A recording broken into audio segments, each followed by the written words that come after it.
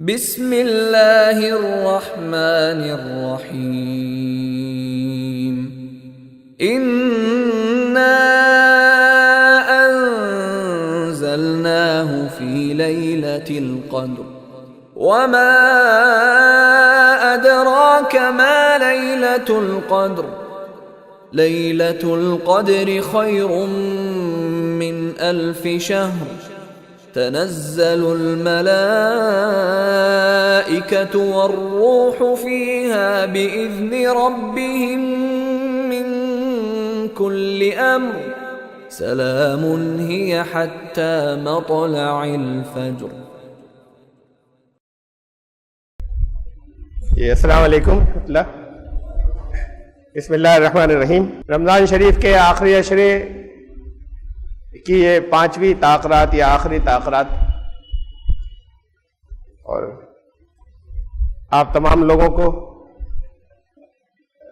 مبارک ہو، اور بطور خاص ان کو جو چاہے یہاں نہ رہے ہوں، جہاں بھی رہے ہوں، انہوں نے 5 راتوں میں کوشش کی کہ تاخراتوں کی برکات حاصل ہو جائیں۔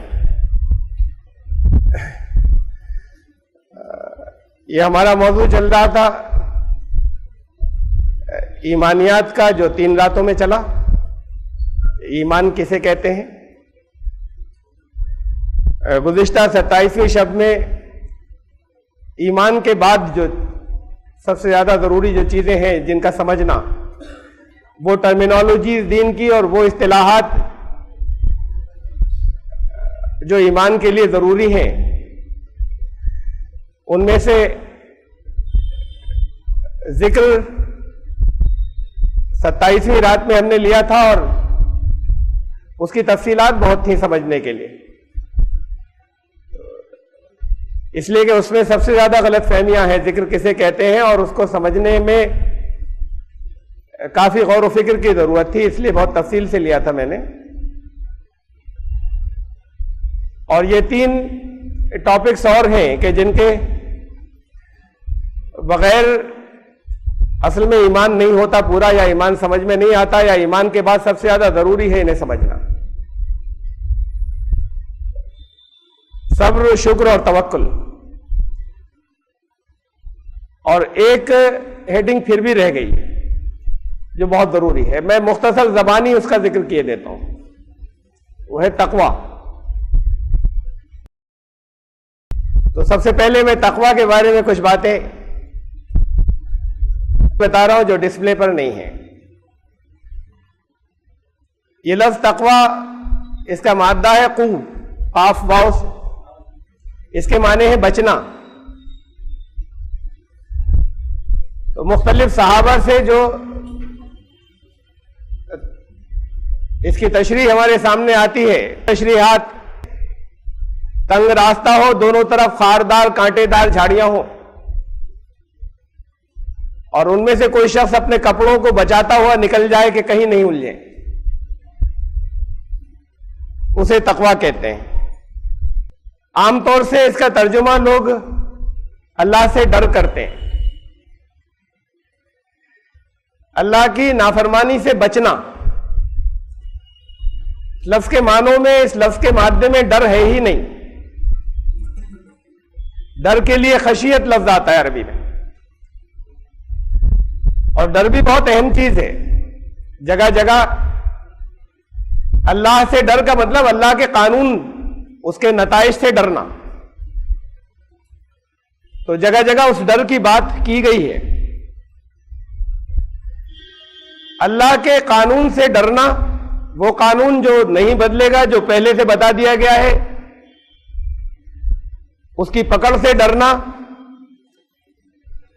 اور اللہ کی ذات سے محبت کرنا۔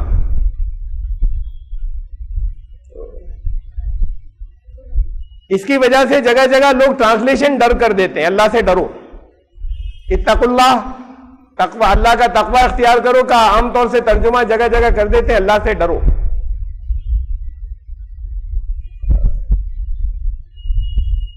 تقوی سب سے اعمال کے اندر، اعمال جن کیفیات کے ساتھ میں کیے جاتے ہیں، اس میں سب سے اوپر کے درجے کی چیز ہے، اعلیٰ درجے کی چیز۔ مطلب تو یہی ہے کہ اس کی نافرمانی سے بچنا. اب یہ بچنا دو طریقے سے ہو سکتا ہے، دو وجوہات سے، یا ڈر کی وجہ سے بچنا یا محبت کی وجہ سے بچنا. ڈر بھی اچھی چیز ہے، اس لیے کہ وہ کسی فرضی چیز کا ڈراوا نہیں دیا گیا ہے.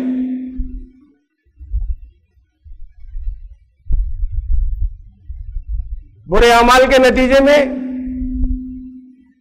جو بھیانک نتیجہ سامنے آ سکتا ہے، جو جہنم ہے، وہ حقیقی ہے، وہ کوئی فرضی ڈراوا نہیں ہے. تو کسی جگہ کوئی خطرہ ہو، کوئی رسک ہو،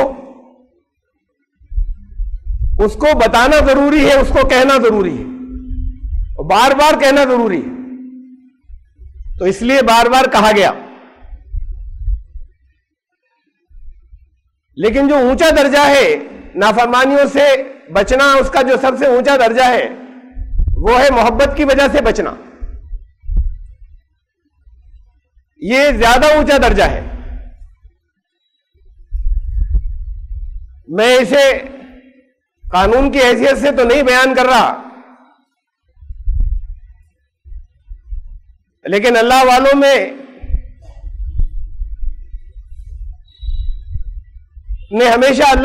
ہمیشہ اللہ سے تعلق پیدا کرنے کی یا کروانے کی کوشش کی. اور حضرت رابعہ بصریہ سے ایک قول منسوب ہے یا مشہور ہے ان کے نام سے، کہ وہ کہتی تھی کہ اللہ میرا اگر بس چلے تو تیری جہنم پہ پانی ڈال کے بجھا دوں اور تیری جنت میں آگ لگا دوں، اس لیے کہ لوگوں نے تیری محبت سے دور کر دیا ہے ان دونوں چیزوں کو. یہ اس کی لالچ اور اس کا ڈر. تیری محبت نہیں بچی، یہ لالچ بچا اور ڈر بچا. یہ ان کی کیفیات کی بات ہے، اور یہ کیفیات اگر واقعی پیدا ہو سکے تو بہت اعلیٰ درجے کی بات ہے. لیکن سب میں نہیں ہو سکتا یہ. تو قانون بتا دیا کہ جو کوئی خطرے سے ڈر کر رک جائے گا نقصان سے بچ جائے گا. جنت بھی کوئی یا اچھا نتیجہ کوئی فرضی لالچ نہیں ہے، بلکہ اچھے اعمال کا ایسا نتیجہ ہے جو حقیقی ہے، موجود ہے. اس کا ذکر بھی ضروری تھا، اور کثرت سے انہیں دونوں چیزوں کا ذکر ہے قرآن میں، اس لیے کہ بڑی تعداد اسی درجے پر آ سکتی ہے، کم سے کم نقصان سے بچ جائے اور اچھے عمل کر کے اپنا انعام لے لے. لیکن درجات اس سے اوپر بھی ہیں. خود قرآن شریف میں ایک سورت ہے، سورہ نمبر 56 سورہ الواقعہ، اس میں 3 گروہوں کا ذکر کیا ہے. ایک دائیں ہاتھ والے، انہیں کہا یہ اہل جنت ہوں گے، اور ان کی بہت سی انعامات اور نعمتوں کا ذکر کیا. ایک بائیں ہاتھ والے، کہا یہ اہل جہنم ہوں گے، ان کی سزاؤں کا ذکر کیا کہ وہاں کیا کیا تکلیفیں ہوں گی. اور ایک تیسرے گروہ کا بھی ذکر کیا. ان کو قرآن نے کہا کہ وہ مقربین ہیں، وہ اللہ کے قریبی ہیں، یعنی اہل جنت سے اوپر کا درجہ ہو گیا. انعام ان کے لیے بھی ہیں، ان کے لیے بھی ہیں. لیکن وہ جو قربت والی بات ہے، قریب ہونا اللہ سے، اس کی بات کچھ اور ہی ہے. انہیں مقربون کہا. تو یہ 3 گروہ ہیں. قربت کس کی ہوتی ہے؟ قریب کون ہوتا ہے کسی کی ذات سے؟ وہ ہوتا ہے جو جتنا حکم دیا گیا اسے پورا پورا مان لے، وہ اچھا انسان ہے، وہ اچھا امپلائی ہے، اچھا خادم ہے، جو حکم دیا گیا اس کی پوری پوری تعمیل کر دے، اس کے بعد اپنا کام کر رہا ہے. اور ایک وہ ہے جو محبت میں ڈوبا ہوا ہے، صرف اس وجہ سے کر رہا ہے، قانون کی پابندی تو کرتا ہی ہے، اس سے اور آگے بڑھ کر وہ مقرب ہوتا ہے، وہ قریب ہوتا ہے۔ تو 3 درجات تو یہ ہو گئے۔ تقویٰ چونکہ سب سے اوپر کا درجہ ہے، گناہوں سے بچنے میں جو سب سے اعلیٰ درجے کا، تو اعلیٰ درجہ تو محبت کے ذریعے آتا ہے، اللہ کی محبت کی وجہ سے اس کی ہر طرح کی نافرمانی سے، اس کی ناپسند سے بچ جانا۔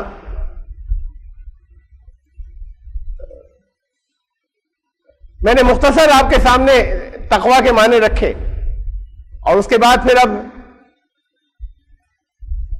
یہ 3 عنوانات ہیں، یہ 3 ہیڈنگز ہیں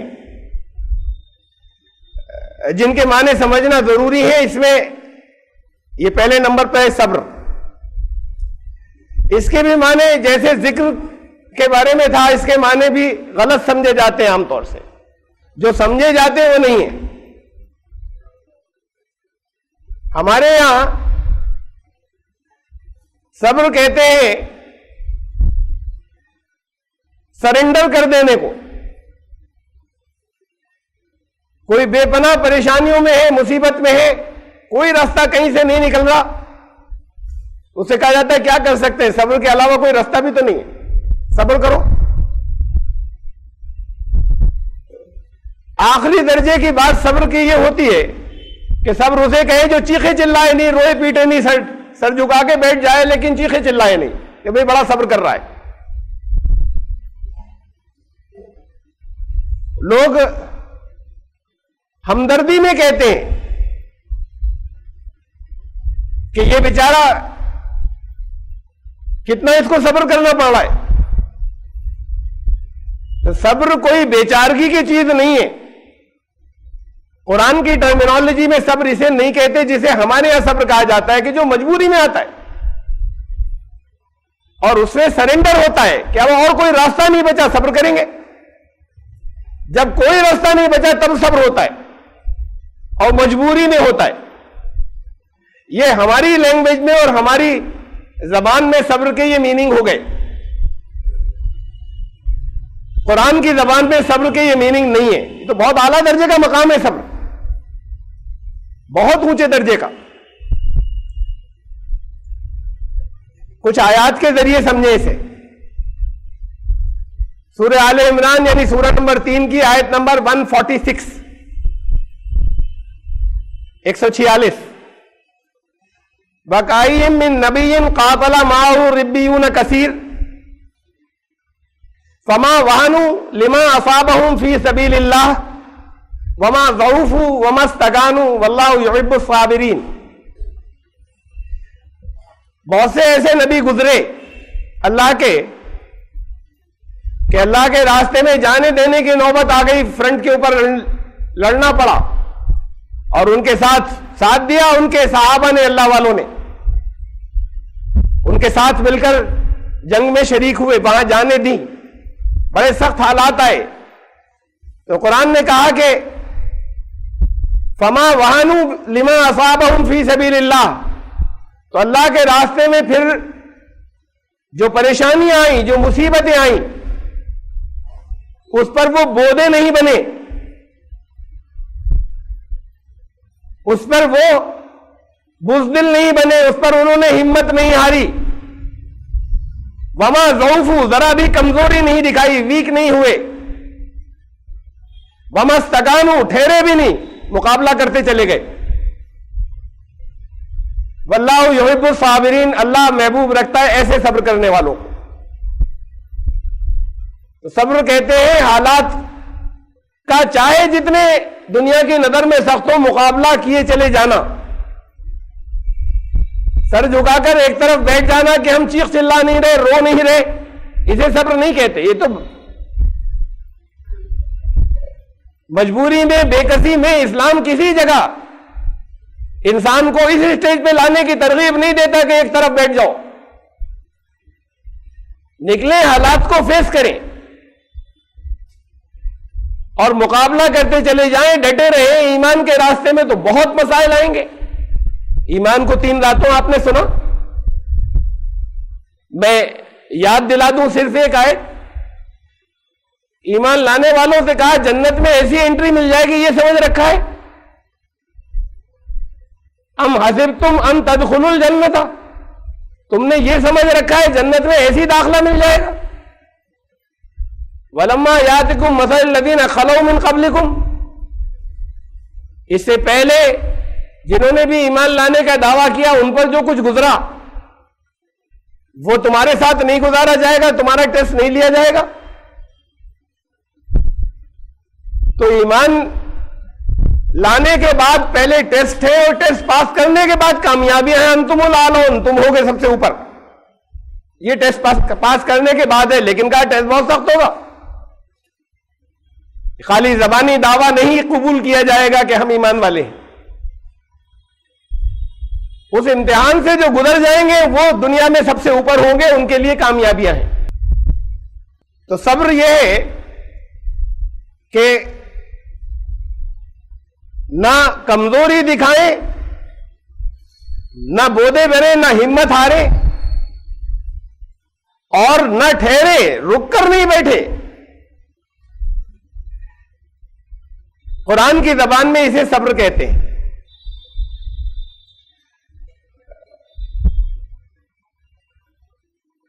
یہ تھیم ہے، خلاصہ چند الفاظ میں،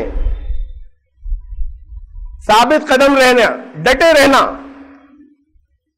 حالات کا بامردی سے مقابلہ کرنا، انہیں فیس کرنا، پھر اللہ کی مدد آتی۔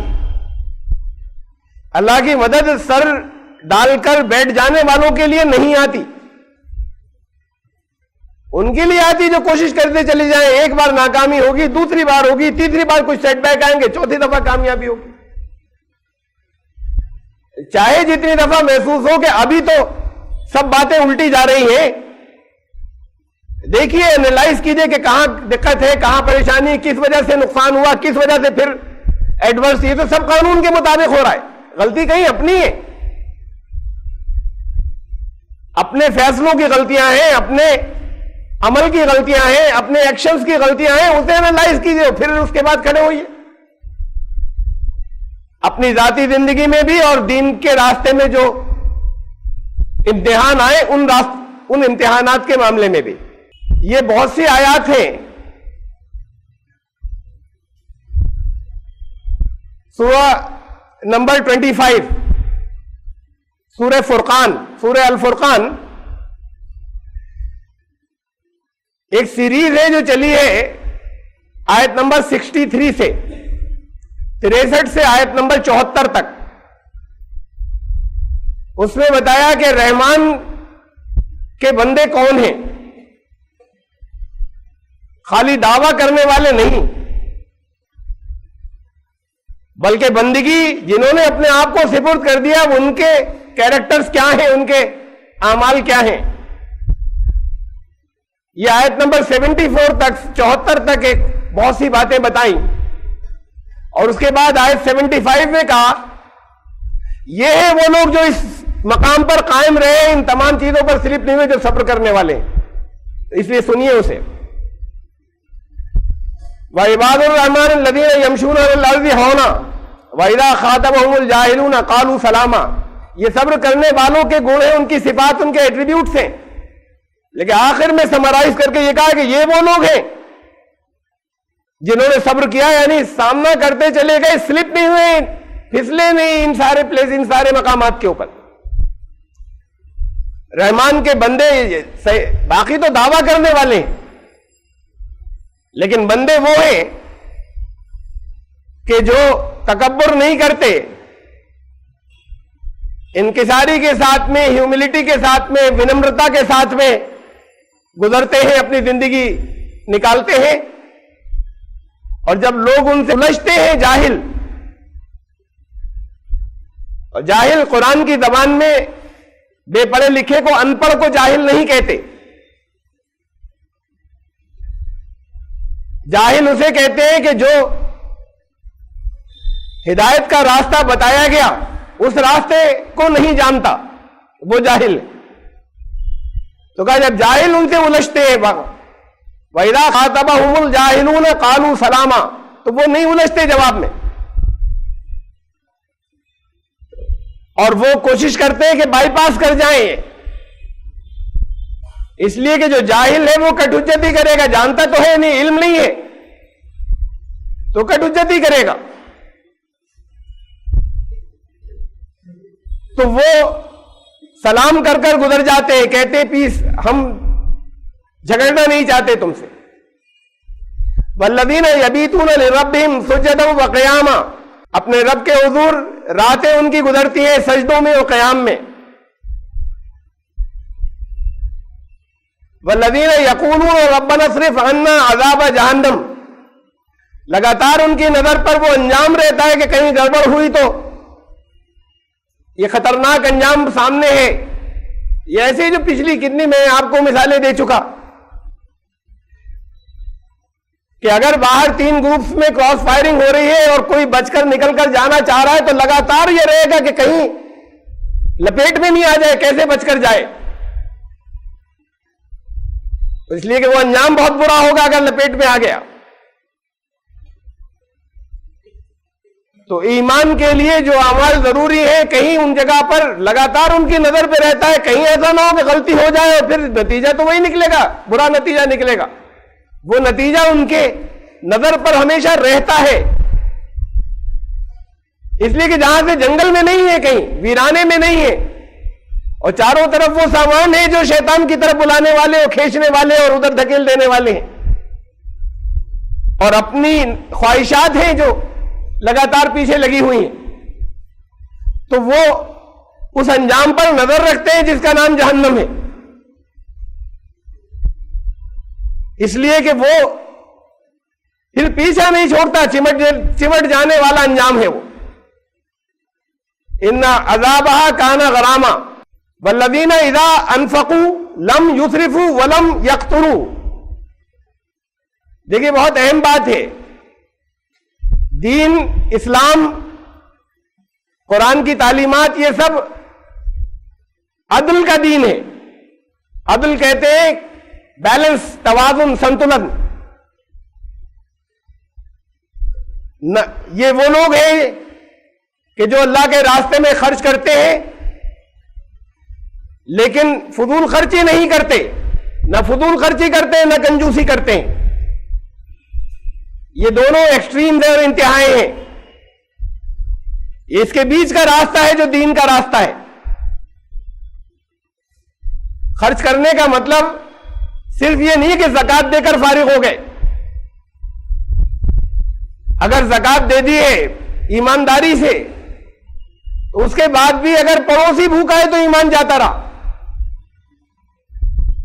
اس کے بعد بھی دین کی بہت سی ضرورتیں آ رہی ہیں. مسلمانوں کی، ایمان لانے والوں کی تعلیم کا مسئلہ ہے، ان کی میڈیکل نیڈز ہیں، ان کی مسجدیں بننی ہیں. یہ تمام چیزیں زکوٰۃ کے پیسوں سے نہیں ہوتی. قرآن شریف نے 8 ہیڈ بتائے ہیں، سورہ نمبر 9 آیت نمبر 60، سورہ توبہ کی آیت نمبر 60، کہ زکوٰۃ کہاں کہاں خرچ ہوگی. اس کا یہ مطلب نہیں کہ ضرورتیں اور نہیں ہیں، زکوٰۃ وہاں خرچ ہوگی جو لازماً دینا پڑ رہا ہے. اس کے بعد بھی اگر ضرورتیں پوری نہیں ہوئی تو جو پیسے والے ان سے حساب لیا جائے گا.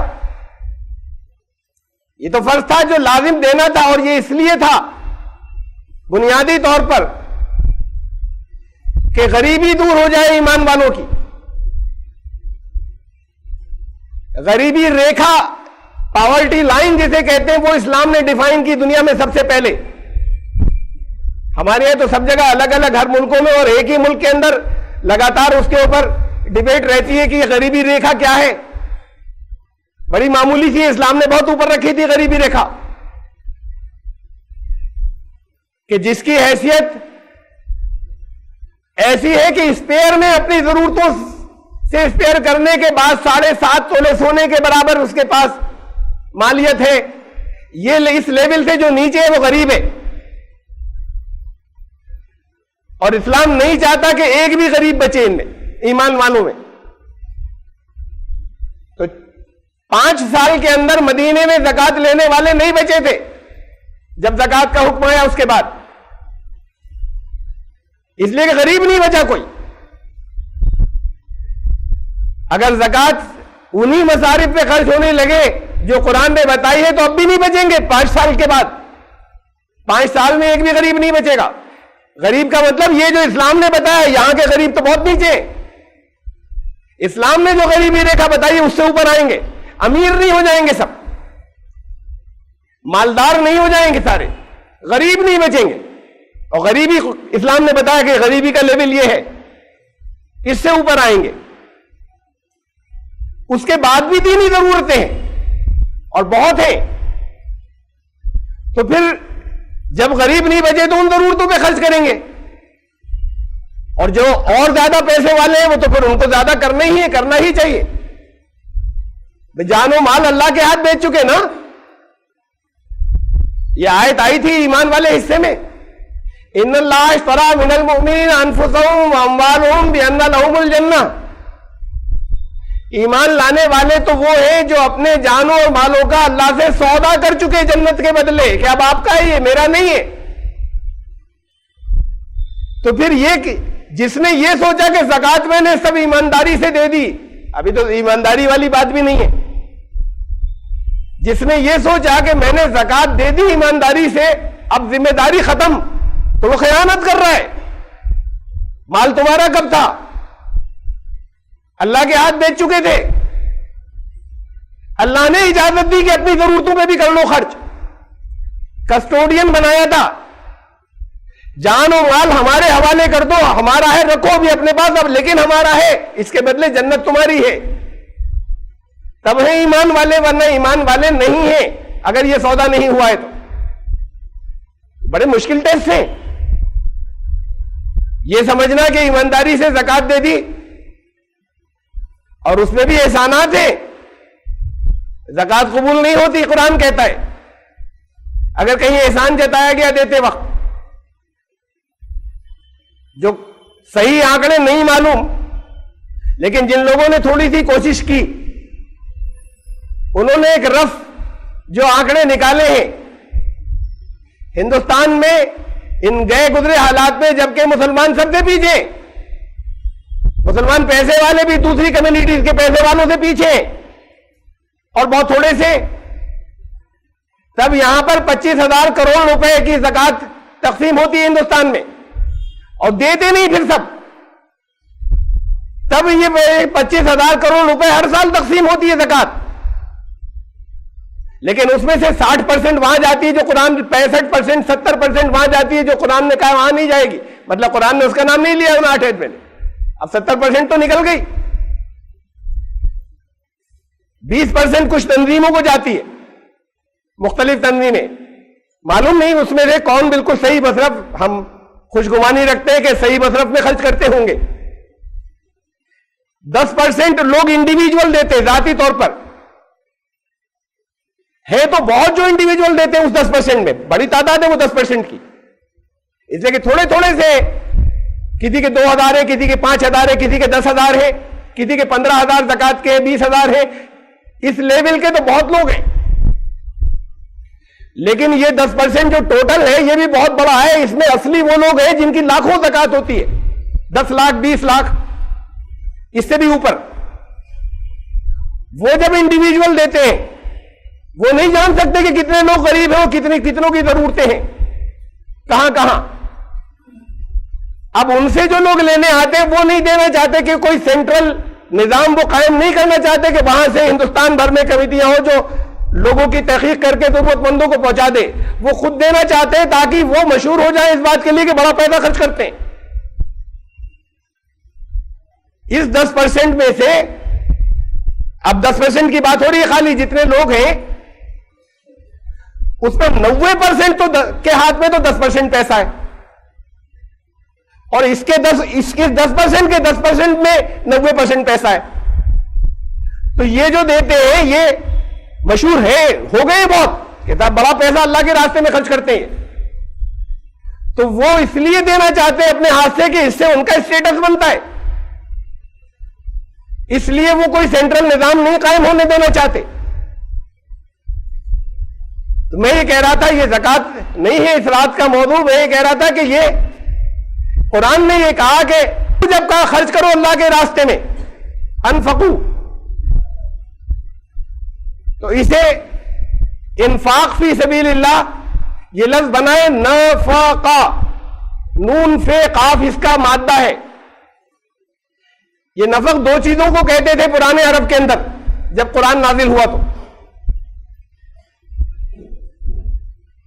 ایک تو اس مشق کو کہتے تھے پانی کی جس کے دو منہ ہوتے ہیں, ایک طرف منہ, آج کے بچوں نے نہیں دیکھی مشق, اسے مشقیں یہ بھیجتی ہوتے تھے, پانی بھرتے تھے, جگہ جگہ پانی پلاتے تھے یا پانی گھروں کو لا کر دیتے تھے.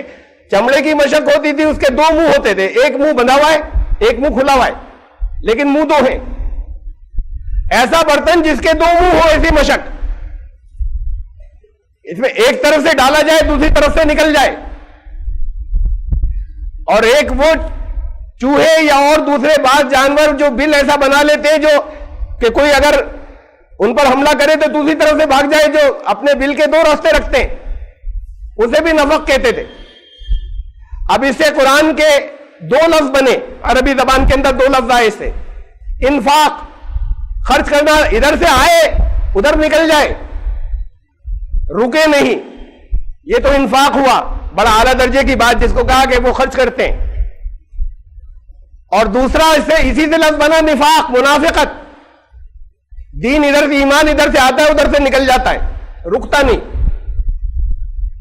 ایک ہی مادے سے ہی دو لفظ بنے.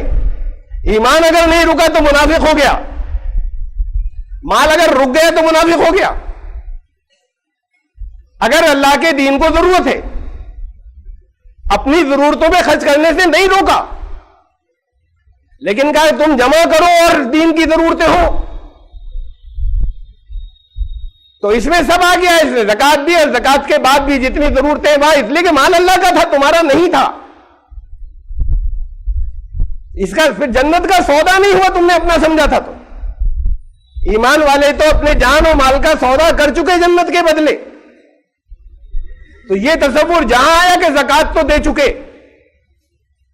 وہاں پھر ایمان جو ہے وہ ہل رہا ہے, اس کے بعد بھی جو کچھ ہے وہ اپنا کب ہے, وہ بھی اس کا سودا اللہ کے نام کیا ہوا ہے, اللہ سے کیا ہوا ہے جنت کے بدلے. تو پھر وہ لوگ جو خرچ کرتے ہیں لم یسرفو, فضول خرچیاں نہیں کرتے. اللہ نے اجازت دی ہے اپنے اوپر خرچ کرنے کی, فضول خرچی نہیں کرتے. اس کا پیمانہ طے ہونا بڑا مشکل ہے کہ فضول خرچی کیا ہے. کسی کی ضرورت سائیکل سے پوری ہو جاتی ہے, کسی کی ضرورت 4 کاروں سے یا 4 گاڑیوں سے پوری نہیں ہوتی ہے, ضرورتیں واقعی ہیں. تو یہ تو انسان خود طے کرے گا, اور انسان اور اللہ کے بیچ میں کوئی دوسرا حکم نہیں لگائے گا کہ فضول خرچی کیا ہے. لیکن وہ چیزیں جنہیں انسان اپنے استعمال میں نہیں لیتا, دین نے منع نہیں کیا کہ آپ آرام کے لیے قیمتی چیز لے لیجئے, اپنی ضرورت کے لیے دین نہیں آ رہا بیچ میں, لیکن آپ کے استعمال کی بھی نہیں ہے, پھر لے کر ڈالیے, تو پھر وہ فضول خرچی ہے.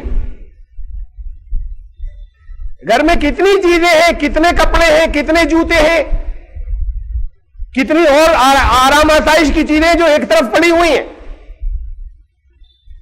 جس کا نمبر نہیں آتا استعمال کرنے کا. اس لیے نہیں آتا کہ آؤٹ آف ڈیٹ ہو گئے, اس لیے نہیں آتا کہ اب اس درجے کی چیز نہیں رہی, اس لیے نہیں آتا کہ ہمیں پسند نہیں ہے. یہ ضرورت سے زیادہ ہے.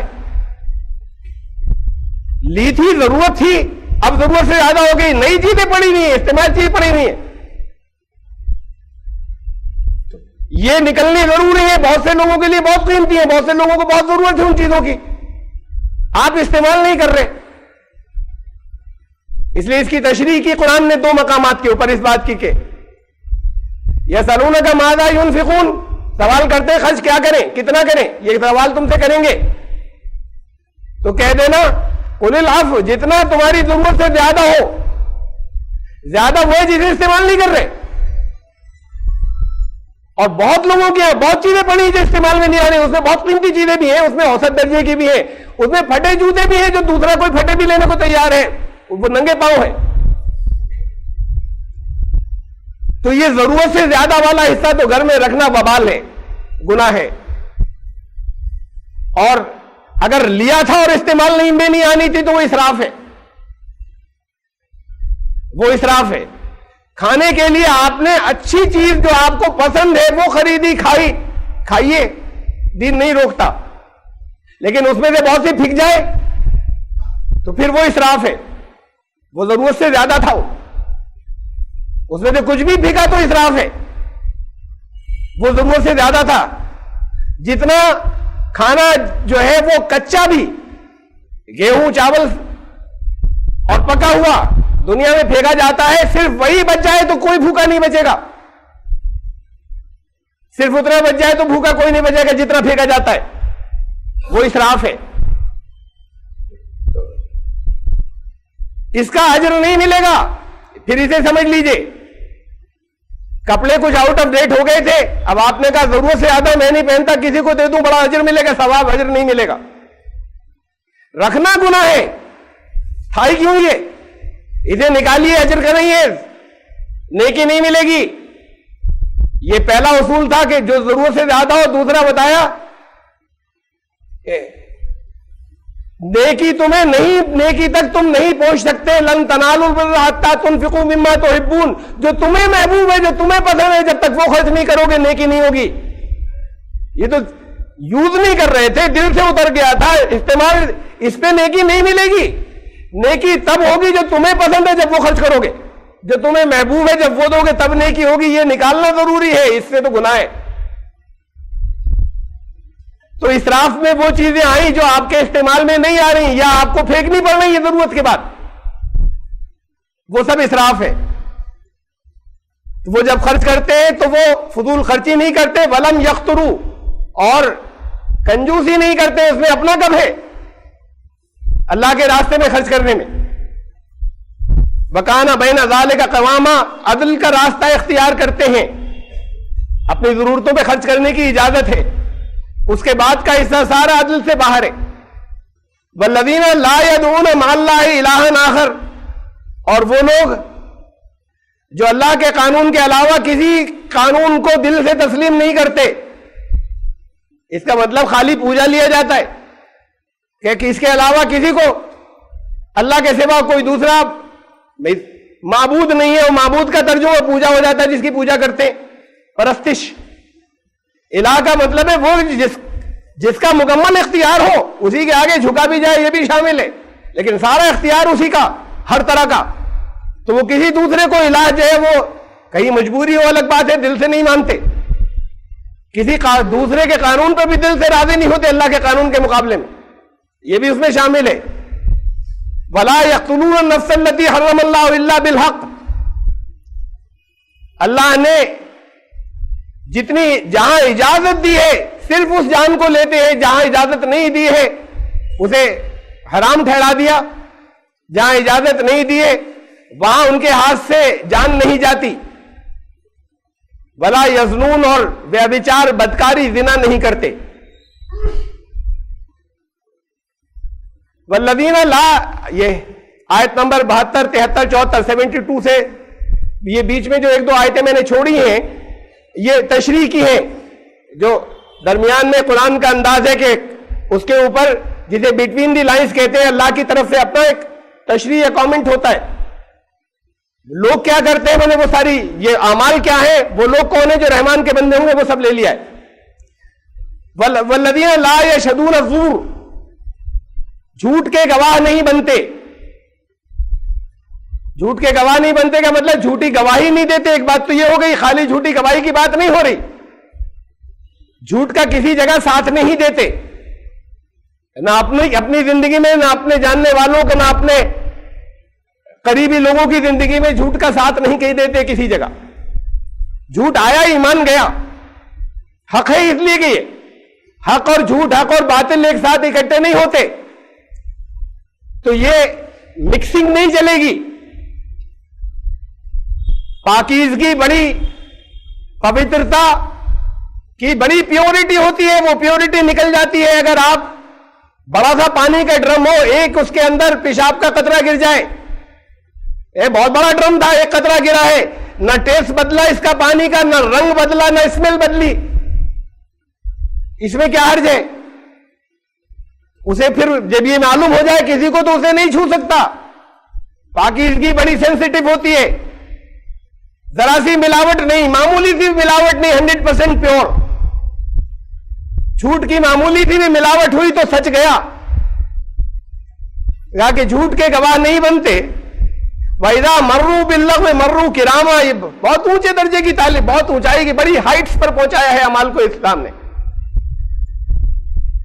खाली गुनाह की बात नहीं हो रही, फुजूल बातें हैं बड़ी, उसके जब वहां पर कहीं फुजूल लघु बातें हो रही हो, नहीं है गुनाह नहीं है, पर उसके बावजूद लघु फुजूल बातें चल रही हैं, वहां से बड़े ग्रेसफुली गुजर जाते हैं। हमारा काम नहीं है इसमें बैठना, ये तो हाइट्स पर पहुंचाया हर जगह की दीन ने। एक इल्म होता है जो नफा देता है, एक इल्म वो होता है जो नुकसान पहुंचाता है।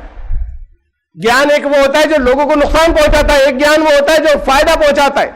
इसके बीच में भी है कुछ बेकार है, फुजूल।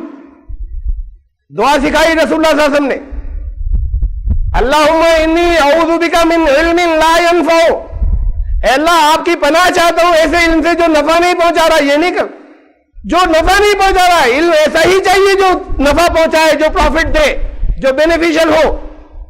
इसका तो जिक्र ही नहीं बीच में, कहा इससे भी पनाह चाहता हूं जो कुछ नहीं कर रहा। तो जो फायदा नहीं पहुंचा रहा उससे पनाह चाहता हूं। ये इन हाइट्स के ऊपर अखलाकियात को या अमाल को या जो ईमान के लाजमी तकाजे ईमान वालों के अंदर जो चीजें आ जाएगा, ये रहमान के बंदे फजूल पे से ग्रेसफुली गुजर जाते हैं। ये कि हमारे रुकने की जगह नहीं है। वल्लज़ीना यक़ूलूना रब्बना हब लना मिन अज़वाजिना व ज़ुर्रिय्यातिना क़ुर्रता अयुनिन, तमन्ना रहती है उनकी कि हमारे लिए नहीं, हमारी जोड़ों के लिए भी, हमारे शौहर के लिए, हमारी वाइफ के लिए, और हमारी जो आगे हमारे आने वाली नस्लें हैं, हमारी आंखों की ठंडक बने। का मतलब ये है कि ईमान वालों की आंखों की ठंडक वही होंगी कि जो उस मिशन को, उस रास्ते को आगे लेकर जाएं। और फिर बहुत बहुत बहुत बहुत ये छोटी सी आगे का जो फिक़्ह आ रहा है, बहुत बड़ी दुआ है कि जो ये कहते हैं का मतलब ये खाली मुंह से कहने की बातें नहीं है, जो इसके लिए एफर्ट्स करते हैं। इसलिए कि अगर कौल और फेल में कंट्राडिक्शन हुआ तो ईमान नहीं है, कहीं खोट आ गई है, पूरा नहीं है। मुनाफिकीन को कहा ये कि कहते कुछ है करते कुछ और है। ईमान वालों से कहा या अय्युहल्लज़ीना आमनू लिमा तक़ूलूना मा ला तफ़अलून, ईमान वालों वो क्यों कह रहे हो जो कर नहीं रहे। कबूरा मक़्तन इंदल्लाहि अन तक़ूलू मा ला तफ़अलून, अल्लाह के नजदीक बड़ी सख्त बात है कि मुंह से कह रहे हो नहीं कर रहे, ये बड़ी सख्त बात है अल्लाह के नजदीक। तो ये तो जो कहते हैं करते हैं, तो कहने का मतलब ईमान वाले ये करते हैं, क्या कह रहे हैं, क्या दुआ है और किसके लिए कोशिशें भी करते हैं, इसके लिए खाली बैठकर दुआ करने की नहीं है। वजअलना लिल मुत्तक़ीना इमामा, और हमें बना दे, हमारी फैमिलीज को, हमारे बच्चों को मुत्तकीन का इमाम, लीडर्स को, लीड करने वाले हो तकवा के अंदर। ये खाली एवरेज नहीं, तकवा में लोगों को रहनुमाई करने वाले और लीड करने वाली हो, हमारी नस्लें ऐसी हों और हमारे पार्टनर, लाइफ पार्टनर ऐसे हों। ये है रहमान के बंदे। अब होता क्या है हमारे तर्जुमों में, कुरान तो कह रहा है इबादुर रहमान, रहमान के बंदे वो है जहां से ये शुरू किया है, वहां हम तर्जुमे कहते हैं अल्लाह के असली बंदे। तो डाइल्यूट हो जाती है बात, बहुत एक ब्रैकेट लगा देते हैं। असली बंदे वो है, वैसे तो सब अच्छे बंदे हैं लेकिन ये जरा ज्यादा अच्छे बंदे हैं। तो ईमान तो कमी हो जाएगी, फिर फौरन तौबा, कमी के ऊपर परसिस्ट नहीं करेगा, इंसिस्ट नहीं करेगा, डटेगा नहीं। शैतान को पावर दी बहकाने की, मिसलीड करने की, लेकिन ईमान वाले से गलती हो जाएगी लेकिन उस गलती के ऊपर रुका नहीं रहेगा कि जानता है गलती है लेकिन कर रहे। तो ये جو اونچا درجہ ہے یہ پھر ایمانیات کا ہے. یہ سب نیچے ہر سب چیزوں کو بائی پاس کر کے بتا دیا گیا کہ نہیں سب کا ایمان ہے. قرآن نے کہا کہ رحمان کے بندے تو یہ ہیں. پھر اس کے بعد اب یہ آیت آئی ہے صبر والی. اولئک یجزون الغرفۃ، آیت نمبر 75. یہ 63 سے 74 تک وہ ایٹریبیوٹس اور وہ صفات اور گن چلے تھے کہ رحمان کے بندے ہیں کون ایمان والے. کس طرح کے عمل ان کے ہوتے ہیں؟ ان سارے اعمال پر ڈٹے رہنا ہے، قائم رہنا ہے، ان پہ سے سلپ نہیں ہونا. کبھی غلطی ہو جائے تو فوراً پھر اصلاح کر لی. ایسا نہیں کہ لگاتار اس کے اندر وہ غلطی ان کی زندگی میں لگاتار چل رہی ہے. اولئک یجزون الغرفۃ بما صبروا، یہ چونکہ صبر کیا انہوں نے اس لیے پھر ان کے لیے بڑے اونچے بلند مقامات ہوں گے جزا اور ان کے بدلے کے طور پر. اس لیے کہ یہ ہے صبر کرنے والے. صبر کرنے نہیں، اس پر لگاتار قائم رہنے والے. یہ جو کچھ بتایا گیا ہے تو یہ زندگی بہت بڑا امتحان ہے. قائم رہنے والے، سلپ نہیں ہونے والے. کہیں غلطی ہو تو پھر فوراً توبہ کر لی اور آ گئے واپس. ان کے لیے کہا کہ ان کا استقبال ہوگا فرشتوں کے ذریعے. یلقون فیہا تحیۃ، ان جنتوں میں تحیۃ و سلامہ. تحیت لفظ جو ہے اس کا عربی میں مادہ ہے حی، بڑی ہے، اور یہ حی مانے زندہ. الحی القیوم، اللہ کی ذات زندہ حی، اس سے بنا یہ تحیت. تو یہ تحیت جو ہے اور اس کی جماعت التحیات، وہ جو پڑھتے ہیں آپ التحیات للہ. یہ مجھے بتانا بھی تھا، اس جگہ آ گیا تو یہی بتا رہا ہوں میں. اس کے بعد بتانا تھا وہ جو نماز ہوگی اس سے پہلے. آپ کے پاس بھی جو تقسیم ہوا وہ کہیں نماز کا ٹرانسلیشن کہیں تھا، وہاں سے کاپی ہو کر اور وہاں کمپوز ہو کر آپ کو ڈسٹریبیوٹ ہو گیا. میں نے کہا تھا 2-3 کریکشنز کراؤں گا. التحیات للہ والصلوات والطیبات، اس کا ٹرانسلیشن سب جگہ یہ کیا جاتا ہے کہ تمام قولی عبادتیں، قولی وہ جو منہ سے باتیں نکلتی ہیں، تمام مالی عبادتیں فائنینشیل، تمام قولی عبادتیں، تمام مالی عبادتیں اور تمام بدنی عبادتیں فزیکل اللہ کے لیے ہیں. التحیات للہ والصلوات والطیبات، یہ 4 ورڈز ہیں. ان کا ٹرانسلیشن سب جگہ یہ لکھا ہوتا ہے تمام قولی عبادتیں، تمام بدنی عبادتیں، تمام مالی عبادتیں اللہ کے لیے ہیں. ان چاروں میں سے ایک کا بھی ٹرانسلیشن قولی نہیں ہے، ایک ورڈ کا بھی. ان چاروں میں سے ایک ورڈ کا ٹرانسلیشن بھی بدنی یا فزیکل نہیں ہے. ان چاروں میں سے ایک ورڈ کا ٹرانسلیشن مالی نہیں ہے. ان چاروں میں سے ایک کا بھی ٹرانسلیشن عبادت نہیں ہے. کیسے ہمارے یہاں یہ ٹرانسلیشن پریویل کیا مجھے نہیں معلوم. یہ التحیات، یہ لفظ تحیت یہاں آیا اس آیت کے اندر، جس میں زندگی ہو، زندگی کی صلاحیت. اب وہاں جنت میں زندگی ہوگی، فرشتے استقبال کریں گے. آ گیا تمہارا جو زندگی جو تمہاری رہنی ہے، اب اصلی زندگی میں آ گئے تم. زندگی بخش قوتیں تمہارے لیے اس کی دعا کر رہے ہیں فرشتے آ کر. تحیات، یہ اس کی جمع ہے تحیت کی. یہاں تو نہیں لکھتے قولی یا بدنی یا مالی عبادت، اس کے ترجمے میں قرآن کا لفظ ہے، اس کے جمع ہے تحیات. والصلوات، یہ صلوات قرآن کا لفظ ہے. بہت سی باقی سب جگہ اللہ کی طرف سے صلوات بندوں کے اوپر قرآن شریف میں رحمتیں، وہاں پر ترجمہ رحمتیں. جب اللہ کی طرف سے صلوات ہے تو رحمتیں اس کا ترجمہ ہوتا ہے. قرآن کا لفظ ہے، جگہ جگہ یہ ترجمہ ہوتا ہے والصلوات. طیبات، پاکیزگیاں، پوترتائیں، کلیئر ترجمہ ہے. طیب پاک کو کہتے ہیں. تینوں لفظ قرآن کے ہیں. اللہ کے لیے ہے کا مطلب اللہ کو تو ضرورت نہیں کسی چیز کی.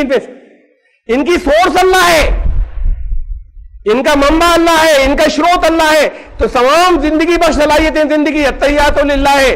زندگی دینے والی ساری قوتیں، صلاحیتیں، والصلوات اور ساری رحمتیں، والطیبات اور ساری پوترتائیں، پاکیزگیاں اس کی سورس اللہ ہے، وہاں سے ملتی ہیں.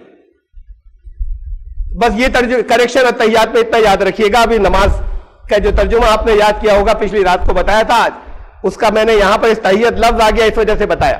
تحیت مانے زندگی، حیات، یہ دعائے حیات، زندگی کی دعا اور سلامتی. اس کے ساتھ فرشتے ان کا استقبال کریں گے کہ اب تمہاری زندگی، اصلی زندگی ہو گئی شروع. اور پھر قرآن کہتا ہے کہ آپس کی پھوٹ یہ صبر کے خلاف ہے. اگر پھوٹ میں شامل ہوئے, کسی نے بہت نقصان پہنچایا, آپ نے اس نقصان کی کوشش کر کے تھوڑی سی تدبیر کر لی کہ نقصان نہیں پہنچے, تو یہ تو دوسری بات ہے. لیکن دل میں بغض آ گیا, اب نقصان پہنچانے کے اپنے پلان بن رہے ادھر سے, تو یہ انتشار ہے, یہ پھوٹ ہے, یہ صبر کے خلاف ہے. سورہ انفال آیت نمبر 46, سورہ نمبر 8 آیت نمبر 46, وَأَطِیعُوا اللَّهَ وَرَسُولَهُ وَلَا تَنَازَعُوا, اللہ اور رسول کی دیکھو اطاعت کرنا, آپس میں تنازع نہیں ہو, آپس میں بڑے ڈسپیوٹس جس میں پھوٹ پڑ جاتی ہے وہ نہ ہو. فَتَفْشَلُوا, پھر بزدل ہو جاؤ گے, ہمتیں ختم ہو جائیں گی. لوگ مل کر جب ساتھ ہوتے ہیں تو پاور بنتے ہیں, جب کوئی ساتھ دینے والا نہیں ہوتا, اپنے ہی ٹانگ کھینچنے والے ہیں, تو ہر طرف سے خطرہ ہوتا ہے. وَتَذْهَبَ رِيحُكُمْ, پھر تمہاری ہوا ختم ہو جائے گی, تمہاری ریپوٹیشن ختم ہو جائے گی, تمہاری ہوا نکل جائے گی. اس کے بعد یہ لفظ آ رہا ہے صبر کا, وَاصْبِرُوا, پھر اس راستے پہ قائم رہنا, ڈگمگانا مت. یہ پھوٹ آئی, صبر گیا. تو جو صبر کرنے والے ہیں وہ کسی کے خلاف بغض نہیں رکھتے, ان کے خلاف پلان نہیں بناتے. کسی نے اگر نقصان پہنچایا تو زیادہ سے زیادہ نقصان سے بچنے کی تدبیر کر لی اپنی, لیکن کوشش کرتے پھوٹ نہیں پڑے, اور اس راستے پر باقی رہتے. شیطان چاہے جتنا اکسائے, قرآن نے کہا کہ بڑا اونچا مقام ہے یہ. وَإِمَّا يَنزَغَنَّكَ مِنَ الشَّيْطَانِ نَزْغٌ, سورہ نمبر 41 میں ہے یہ. وَإِمَّا يَنزَغَنَّكَ مِنَ الشَّيْطَانِ نَزْغٌ, شیطان اکسائے گا اپنی خاص اکساہٹوں کے ذریعے. اس کا بہت بڑا یہ آرٹ ہے, قرآن کہہ رہا ہے کہ وہ پرووک کرے گا شیطان, کہ اس نے تو کہیں جھوٹی ہوں گی کہیں سچی ہوں گی, کہ اس نے تو یہ ہمارے خلاف محاذ بنا رکھا ہے.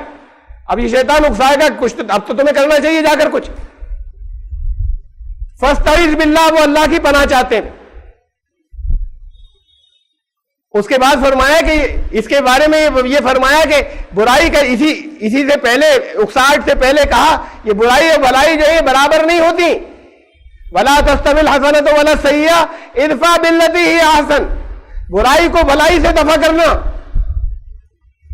اور پھر یہ بھی کہا کہ یہ ہر ایک کے بس کی بات نہیں ہے.